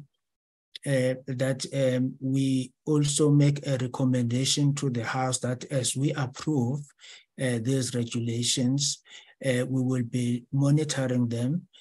Within 18 months after the approval of these regulations, the LPC and the department, after having done a thorough study, one possibly on the 8 hours and on the involvement of community organizations, again present a possible amendment which would need still be agreed to by Parliament, because it will be an amendment to these regulations. That for now we approve on the basis that these are the first attempts to regulate the legal profession, especially on the issue of community work and pro bono work for the first time in our history. It's going to be a work in progress, but we need to have a start, which would be to approve the regulations, but within the next 18 months after the regulations have been made, these areas need to be looked at attentively, and possibly if there will be a need for further regulations, we will look at them at that particular point and advise the House accordingly. Can I get views from parties or from members? Let me say parties, members. I think that's in order, Chair. Okay, thank you very much. Any? Yes. In order, Chair. It's in order. Yeah, I think we can favorably consider that approach, Chair. Thanks. Okay, so if we're in agreement with that, then we will take it to the next step, which will be a deliberation and a report. Are we in agreement? Yes, Chair. Thank you very much. Thank you very much, Legal Practice Council and the Department for the work done. Can we go to the next set of regulations?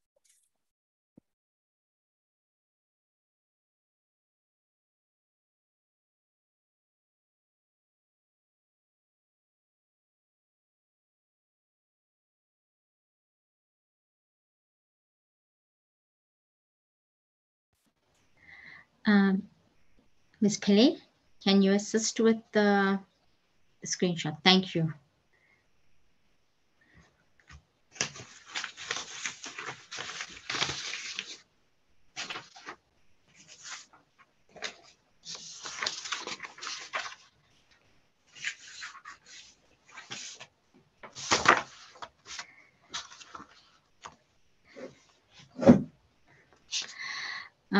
Thank you, Chair.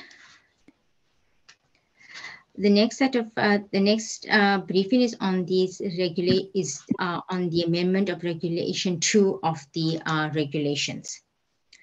By way of introduction, the majority of sections of the Legal Practice Act came into operation with effect from 31 October 2018 and 1 November 2018, respectively. The Legal Practice Council was established. The first regulations in terms of the Act were published in Government Notice 921 of 31 August 2018. Regarding the enabling provisions of the Act, Section 7 of the Act provides for the composition of the Legal Practice Council. Section 7(1)(a) provides that the council, inter alia, consists of 16 legal practitioners elected in accordance with the procedure prescribed by the minister. Prescribed is defined in Section 1 of the Act as prescribed by regulation. Section 94(1), paragraph C of the Act provides that the minister must make regulations relating to, inter alia, a procedure for the election of legal practitioners to the council as contemplated in Section 7(1), paragraph A. Any regulations made must, before publication thereof in the Gazette, be tabled in Parliament by the minister for approval.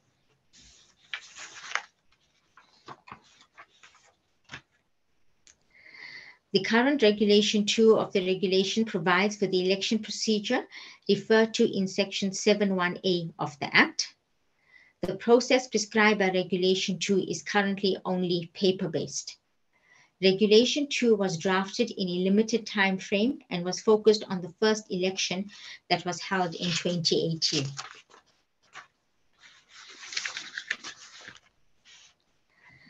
The Council requested amendments to Regulation 2.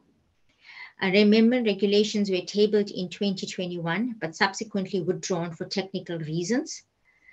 The proposed amendments will ensure a smooth, continuous transition from an existing council to another without an overlap in administrative functions, confusion, and duplication of elected members. Provision is also made for the option of electronic voting. The proposed amendments do not change the structure or policy of the regulation.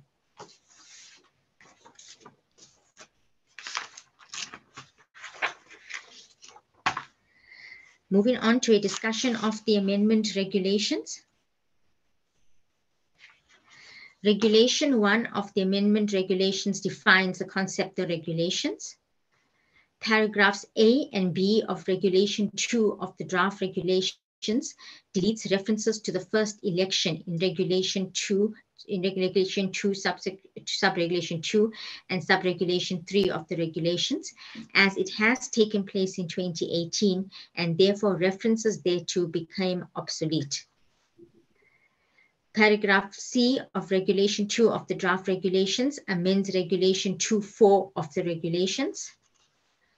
References to the first election in Regulation 2(4) of the regulations are deleted. The proposed new wording of Regulation 2(4) paragraphs A and B of the regulations clarify when elections must be held and also when a member's term commences and ends. Elections are held every third year in accordance with Section 10 of the Act that provides that a member holds office for 3 years. A member's term commences on the date of announcement and terminates upon announcement of the next election's results. There may not be an overlap of terms.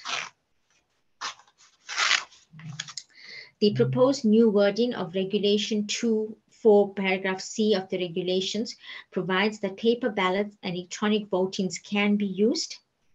The Council will publish guidelines and in terms of paragraph D, must appoint an independent electoral service provider.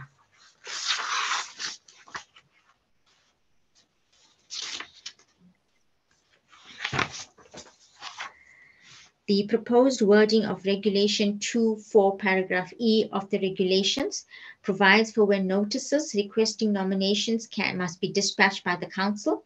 namely between 60 and 90 days prior to the third anniversary of the date of the announcement of the results of the immediately preceding election. In terms of the proposed new regulation 2.4 paragraph F of the regulations, if a vacancy becomes available, the candidate who in the immediate preceding election received the most votes, following the votes received by a member who received the least votes, and who falls within the same categories as set out in Annexures A and B to the regulations, as the departing member, must be appointed to fill the vacancy. Annexures A and B to the regulations prescribe the ballot papers for attorneys and advocates, respectively. The categories referred to are the number of Black women, Black men, white women, and white men, respectively, that can serve as members in order to comply with the representativity provisions of Section 7.2, paragraph A of the Act. In terms of the proposed new regulation 2.4 paragraph G, if such a person is not available, the candidate in the immediately preceding election must be appointed. In terms of the proposed new regulation 2.4 paragraph H of the regulations, if no person referred to in paragraph F or G is available, the council must conduct a by-election.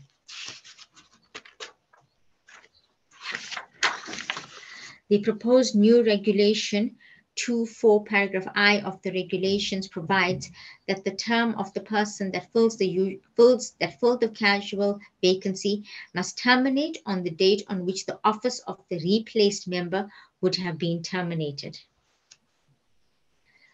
The proposed new regulation 2.4 paragraph J of the regulations provides what information must be included in the guidelines by the council. Regulation 2, paragraph D of the draft regulations deletes references to the first election in Regulation 2.5, paragraph B of the regulations. Regulation 2, paragraph E of the draft regulations amends Regulation 2.11 of the regulations to refine the voting process and to include electronic voting.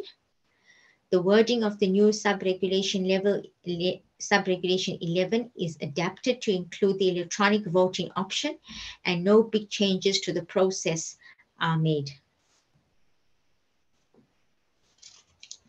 Regulation 2F of the draft regulations amends Regulation 2.12 of the regulations to correct cross-references consequent to the amendment to Regulation 2.11.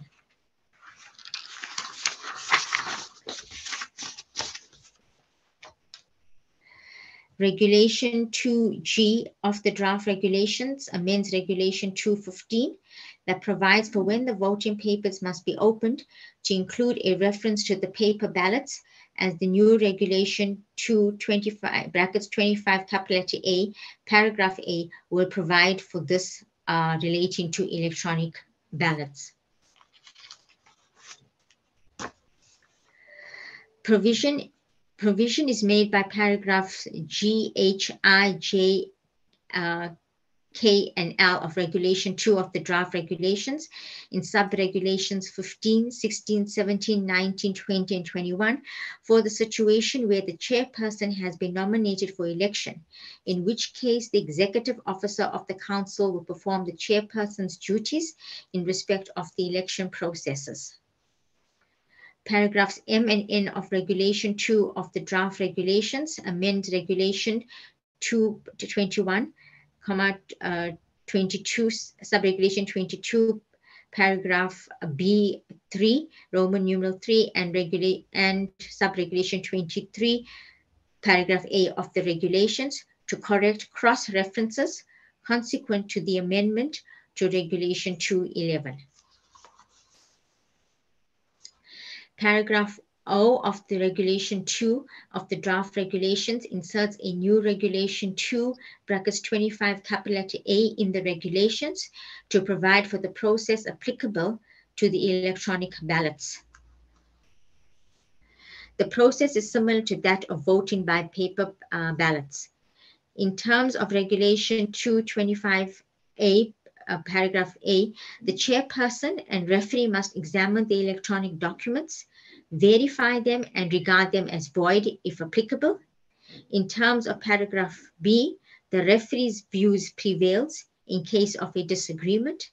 The referee must record and endorse invalid forms in terms of paragraph C.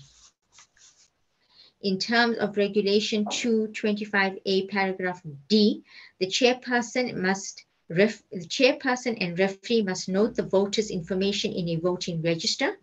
The chairperson must, in terms of paragraph E, securely retain the electronic documents in the presence of the referee. The documents must be retained for 3 months as are the paper ballots. In terms of regulation 225A, paragraph F, the independent electoral service provider must count the votes recorded in the electronic voting system and record the result in the presence of the scrutineers and the referee, whereafter the chairperson must securely retain or save it.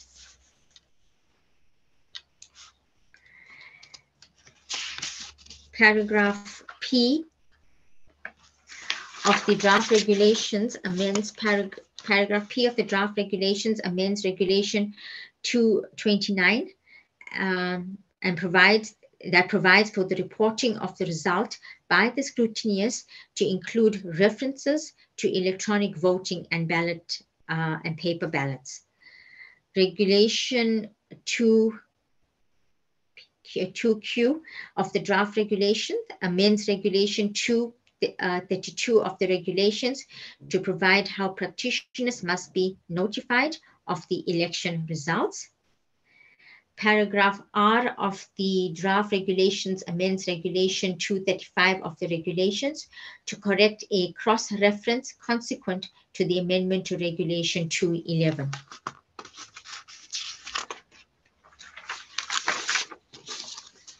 Regulations 3 and 4 of the draft regulations delete references to the first election in the ballot papers as contained in annexes A and B to the regulations.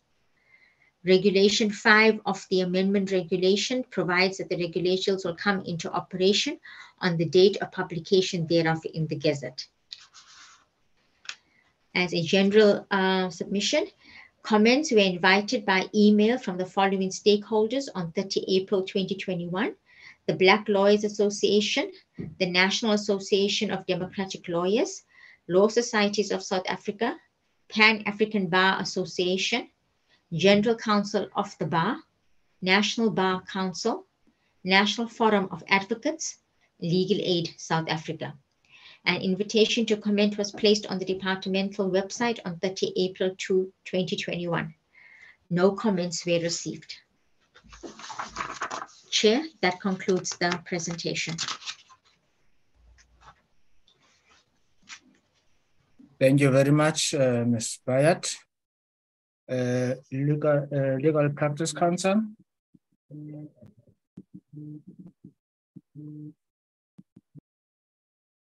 Thank you very much, Mr. Chair.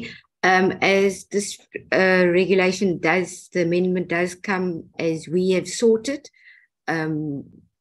we will gladly ask any questions, and we completely in line ourselves as the Department of Justice has discussed or made the presentation. So we are open for questions from the members should they have on the issue. Thank you very much to the Chair of the Legal Practice Council. Members, are there any comments or questions? Honorable Ngola. Thanks, Chair. No, I wanted to say I'm comfortable with this one, especially the concerted effort to redress the imbalances of the past. Thank you very much. Thank you very much, Honorable Ngola. Honorable Maseko Jere. No, thank you, Chair. I also concur the words of Honorable Ola. Thank you, Chairman. Thank you very much. Thank you very much, Honorable Swart. No, thank you, Chair. I just wanted to find out whether there were objections. I haven't been able to study the documents in great detail, objections to the regulations, and if so, can we be provided with those, any objections? I'm not sure if we had already, Chair, but possibly we can just be informed as to what the objections were. Thank you, Chair. Thank you very much. I think what they said is that they received no comments, but they are here, they'll answer for themselves. Any further comments or questions?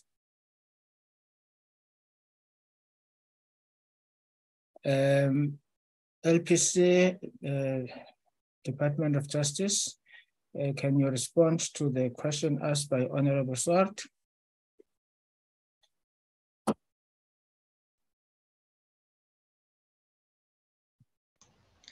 Honorable Chair, yes, as indicated in the presentation, the request for comments were placed on the department's website. No comments were received, no objections were received. Thank you very much. Ms. Nzuza? Thank you, Chair. There were no objections received. Thank you very much. Honorable Maseko Jele, is that an old hand or a new hand? My apologies, old hand. Thank you. Old hand. Honorable Swart, are you fine? Yes, Chair. I came in late, so I didn't hear that full presentation, but I appreciate the comments. Thank you so much. Thank you very much. Members, would I be right to conclude that generally there is happiness from members, and in fact there is no objection? We can proceed and deliberate and adopt a report on this one. Yes, Chair. Thank you. Do I have any contrary indications? No. So we will, next week, Tuesday, we will finalize the two regulations, one on the community service and then the other one on the council, and they will be ready to be debated in the House. Thank you very much to the Department of Justice and to the Legal Practice Council, especially the council members that took time to be with us. Thank you very much. I will now hand over to the Chair of the Legal Practice Council. Thank you very much, Honourable Chair. I just wanted to say on behalf of my council, I would like to say thank you for the opportunity and thank you for the spirit in which today was dealt with, as we need both of these regulations in the interest of the marginalised who need it the most. Thank you very much for the opportunity.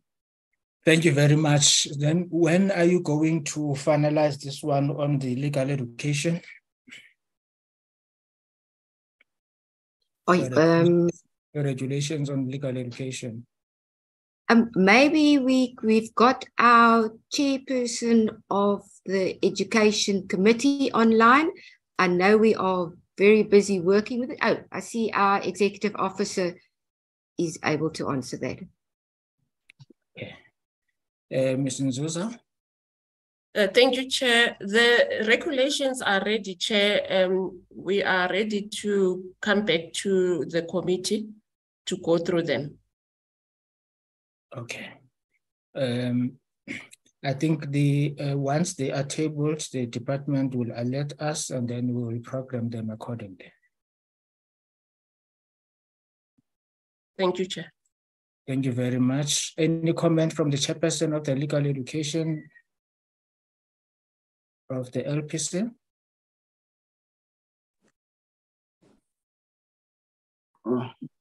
Can you hear me, Chair? Yes, hello? We can hear you. You can hear me? Okay. Yes, Chair. Yeah, it's correct that, and then what the EO of Council has alluded to. So we will align ourselves with the proposal of the Chair through Justice Department. Okay. Thank you, Thank Chair. you very much. No, thank you very much, Mr. Busani. Thank you very much. You are now released. Thank you, Chair. Thank you very much. Thank you very much. And thank you to everybody else. Thank you, Chair, for the audience. Thank you very much. Members, I think let's discuss the issue of the program. Bonani, do you have, can you flag the proposed program for next week and week thereafter? Chair, are we released as well from the department? Yes. Ms. Pillay, is it DDJ? Yes, yes, Chair, Ms. Pillay. Yes, we can release everybody. Maybe I think it is in the interest of the department just to, I think maybe one, and the PLO to remain behind for 2 minutes or so, so that you are aware about the changes in the legislative program. Okay. Yes. Chair, I will remain behind. Thank you. Okay. Everyone else will be released. Members, as you know that the changes that have happened have rendered the program that was adopted to be of no value.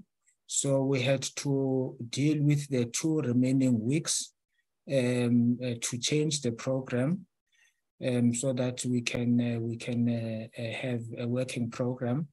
As you know that the old program would have indicated that next week we'll be dealing with a cannabis bill. And we know that the cannabis bill, we have just received permission from the House to invite public comments, so it will not be ready for deliberations. And we have long dealt with the Transkei Penal Code. It has been adopted by the National Assembly. So we needed a new program to make changes to the program. We are proposing that Tuesday we deal with the responses and possibly finalize the 18th Constitution Amendment Bill next week, Tuesday. And also and then on Wednesday is the adoption of the regulations, deliberations and adoption of the, I think let's finalize it on Tuesday if possible. But for Wednesday, we can deliberate on the reports and adopt the 2 regulations that we have just agreed to. On Friday, there is this issue of RECA certificate, but can I really brief members? In fact, maybe I will talk to leaders of political parties, because we, when I was talking to the DDG, they are still going to double check again on whether indeed there was a publication of the Gazette by the Minister of Justice on the RECA certificate. So we can say that if there was not, we're proposing that we deal with that on Friday of the 17th. But if indeed there was, which means it might be a free day on the 17th. And we had to look at the week thereafter. One of the proposals that I would like to make is that on the 22nd of March, we were supposed to be receiving a briefing, I think, on the SIU investigations. But now I'm mindful of the fact that members would be traveling, because on Tuesday it will be a Human Rights Day, and on Wednesday there is a vote of no confidence. proposed by the EFF on the speaker, we were told that that vote will need to be physical. So there will be that traveling by members back to Cape Town for that particular vote. In fact, I asked committee secretary to check with the SIU whether they would be available on Friday. I think we will get an update from them whether they will be available on Friday of the 17th.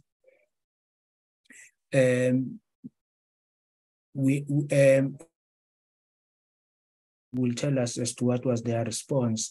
We have to wait for their response because they were set to come on the 22nd. So since we are changing the date and we are bringing it forward, it will be important to engage with the institution concerned. So that is which means the committee might finish on the 17th. On the 22nd, there will be no sittings. Because people will be arriving in Cape Town for that vote of no confidence. I'm informed that from the 25th and that the 24th, also there will be no sitting. Before we go to that week of the 28th, I think let's first check. Has the SIU responded?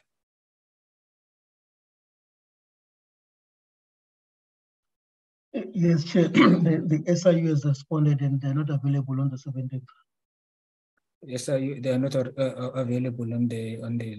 And then I think the other issue that maybe we might need to look at on the 15th or on the 14th, I think on the 15th, is the issue of the minutes, adoption of the minutes. Oh, okay, thanks. So they are not available. And on this RICA certificate, Ms. Pillay, do you have any update? Yes, Chair. I checked with the officials and that certificate was not published. Was not published? Yes, it was not published, and it would appear that we will resubmit through the speaker, I think, as is the process. We will attend to that first thing, start preparing those documents. We have everything on hand and get that signed off, get the letter signed off by the minister immediately. Okay, so that is the update on this issue of the RICA certificate, and that is the proposed program members. Any comments?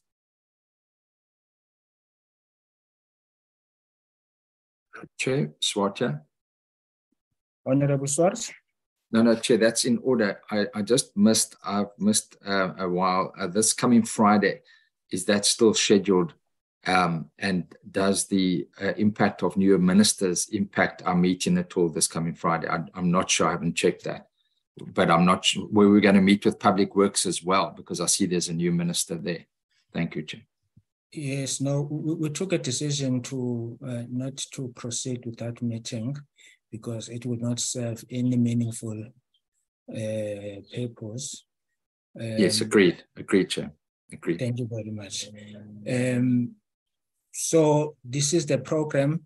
Can I say that the 17th March, Ms. Pillay, if you can tell the minister that we are scheduling this RICA certificate provisionally for the 17th March, because we would not discuss it if the speaker has not referred it. I will do so, Chair, and I will endeavor to have the documents submitted to the speaker tomorrow. Okay. Thank you. Thank you. This is the program with a provisional date of 17th March for the RICA certificate exemption. Because if we have not received what is this thing, if the speaker has not, I'm not sure about the correct term, if the speaker has not forwarded this thing to us, then we might not be able to deal with it. but for now it's temporarily or provisionally set for the 17th of March. And then I think that is agreed to. Let's go to the last week.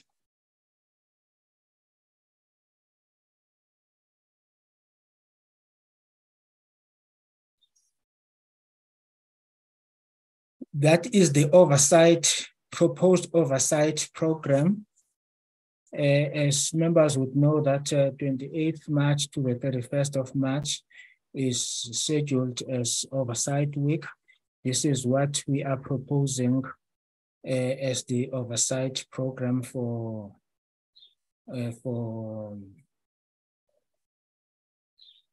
that time. Initially, we had proposed that 31st be reserved for the meeting with the Chief Justice. I'm informed that the Speaker has written to the Chief Justice after that meeting of the Judiciary Day. The Chief Justice has not yet responded to us. In case we do not get a response or we get a different date, we will use that day to visit Rustenburg Magistrate Court, because it is not that about an hour from Pretoria. I put this program to you members. Are we fine with it? We're fine, Chair. Yeah, we are fine with it. Just to confirm that unfortunately on the Thursday, the 30th, both myself and the Honourable Breitenbach will be unavailable. But I'm sure the Honourable Engelbrecht will proudly represent us on that day. Okay. Yes, I will be there. Okay, no problem. Chair, Honourable Swart? No, Chair, I will liaise with you offline on my availability. I will try to attend possibly the Thursday and the Friday, but I will liaise offline. Thank you, Chair. Thank you very much. Members, on the issue of the study tour, because of delayed response from members, our initial interaction with the powers that be is that it is not going to be feasible in this term, that is April-May, to undertake that trip, because Parliament needs about 2 months to process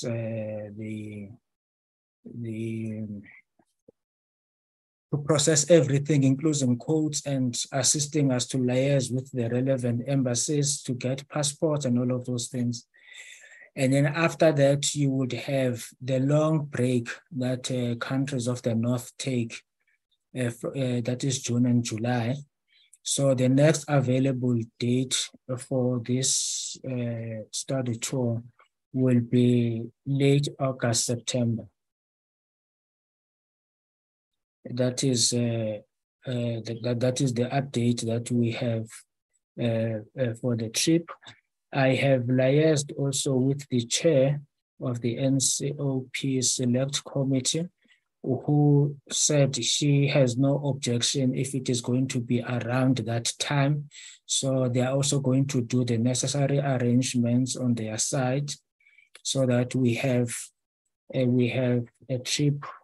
We don't have it because the challenge that countries have raised is that you would have a South African delegation visiting a particular country or a particular organization this week. As their flights takes off going back, another South African delegation lands on the same issues, another house or another municipality or another provincial governments, which sometimes put a lot of strain on the receiving country and or organization. So this issue of having a coordinated study tours by both houses, it limits that unnecessary duplication. So I thought that it would be important that we interact with our counterpart from the NCOP, because legislations passed by us would have to go to them. So it would be important that we have the same understanding of issues by both houses. So we are trying to finalize that.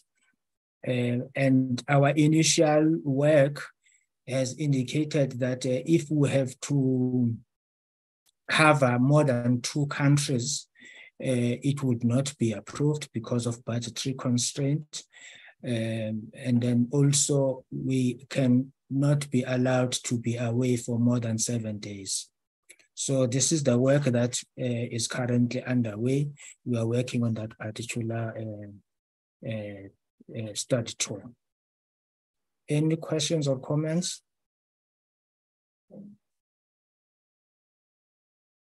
Honorable Janje?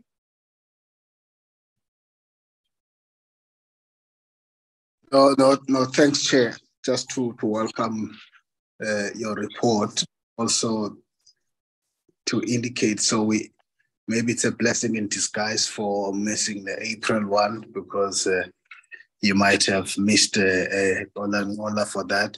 But I wanted to indicate that perhaps you need to lock the August so that it's not beyond that, because it might be problematic when it is beyond that.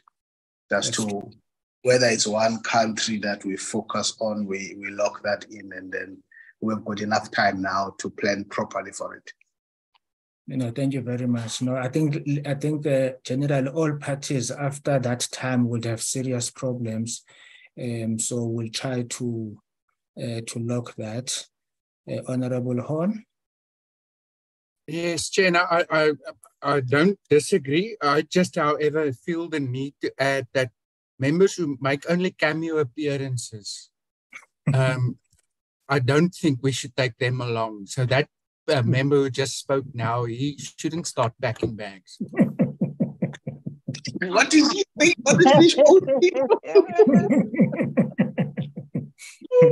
Yo, no, I didn't hear that. Yeah, no. No, we did not hear that. Members, I think there is a proposal that I just saw now by the committee secretariat of the maintenance bill. What about it, Bonani?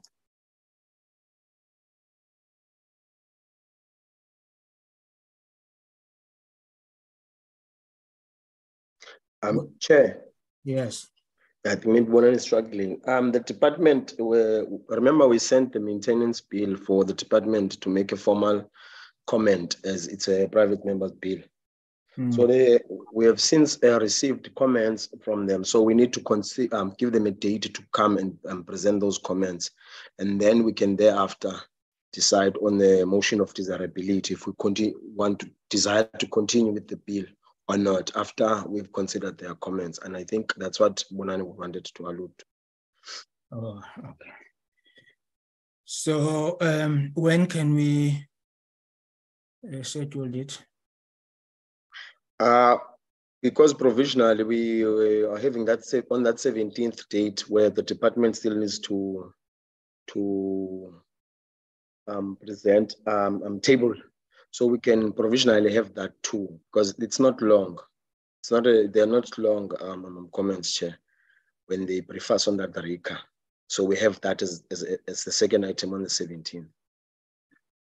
Can't we use the Wednesday? Can you flight the program again? Can't we use the Wednesday, because the house starts at 3, so that if, for instance, we don't get a referral from the speaker by the 17th, we don't only come for just one issue. Wednesday is the adoption of the minutes, reports. They won't be long, so we will still have time for that Wednesday to consider that.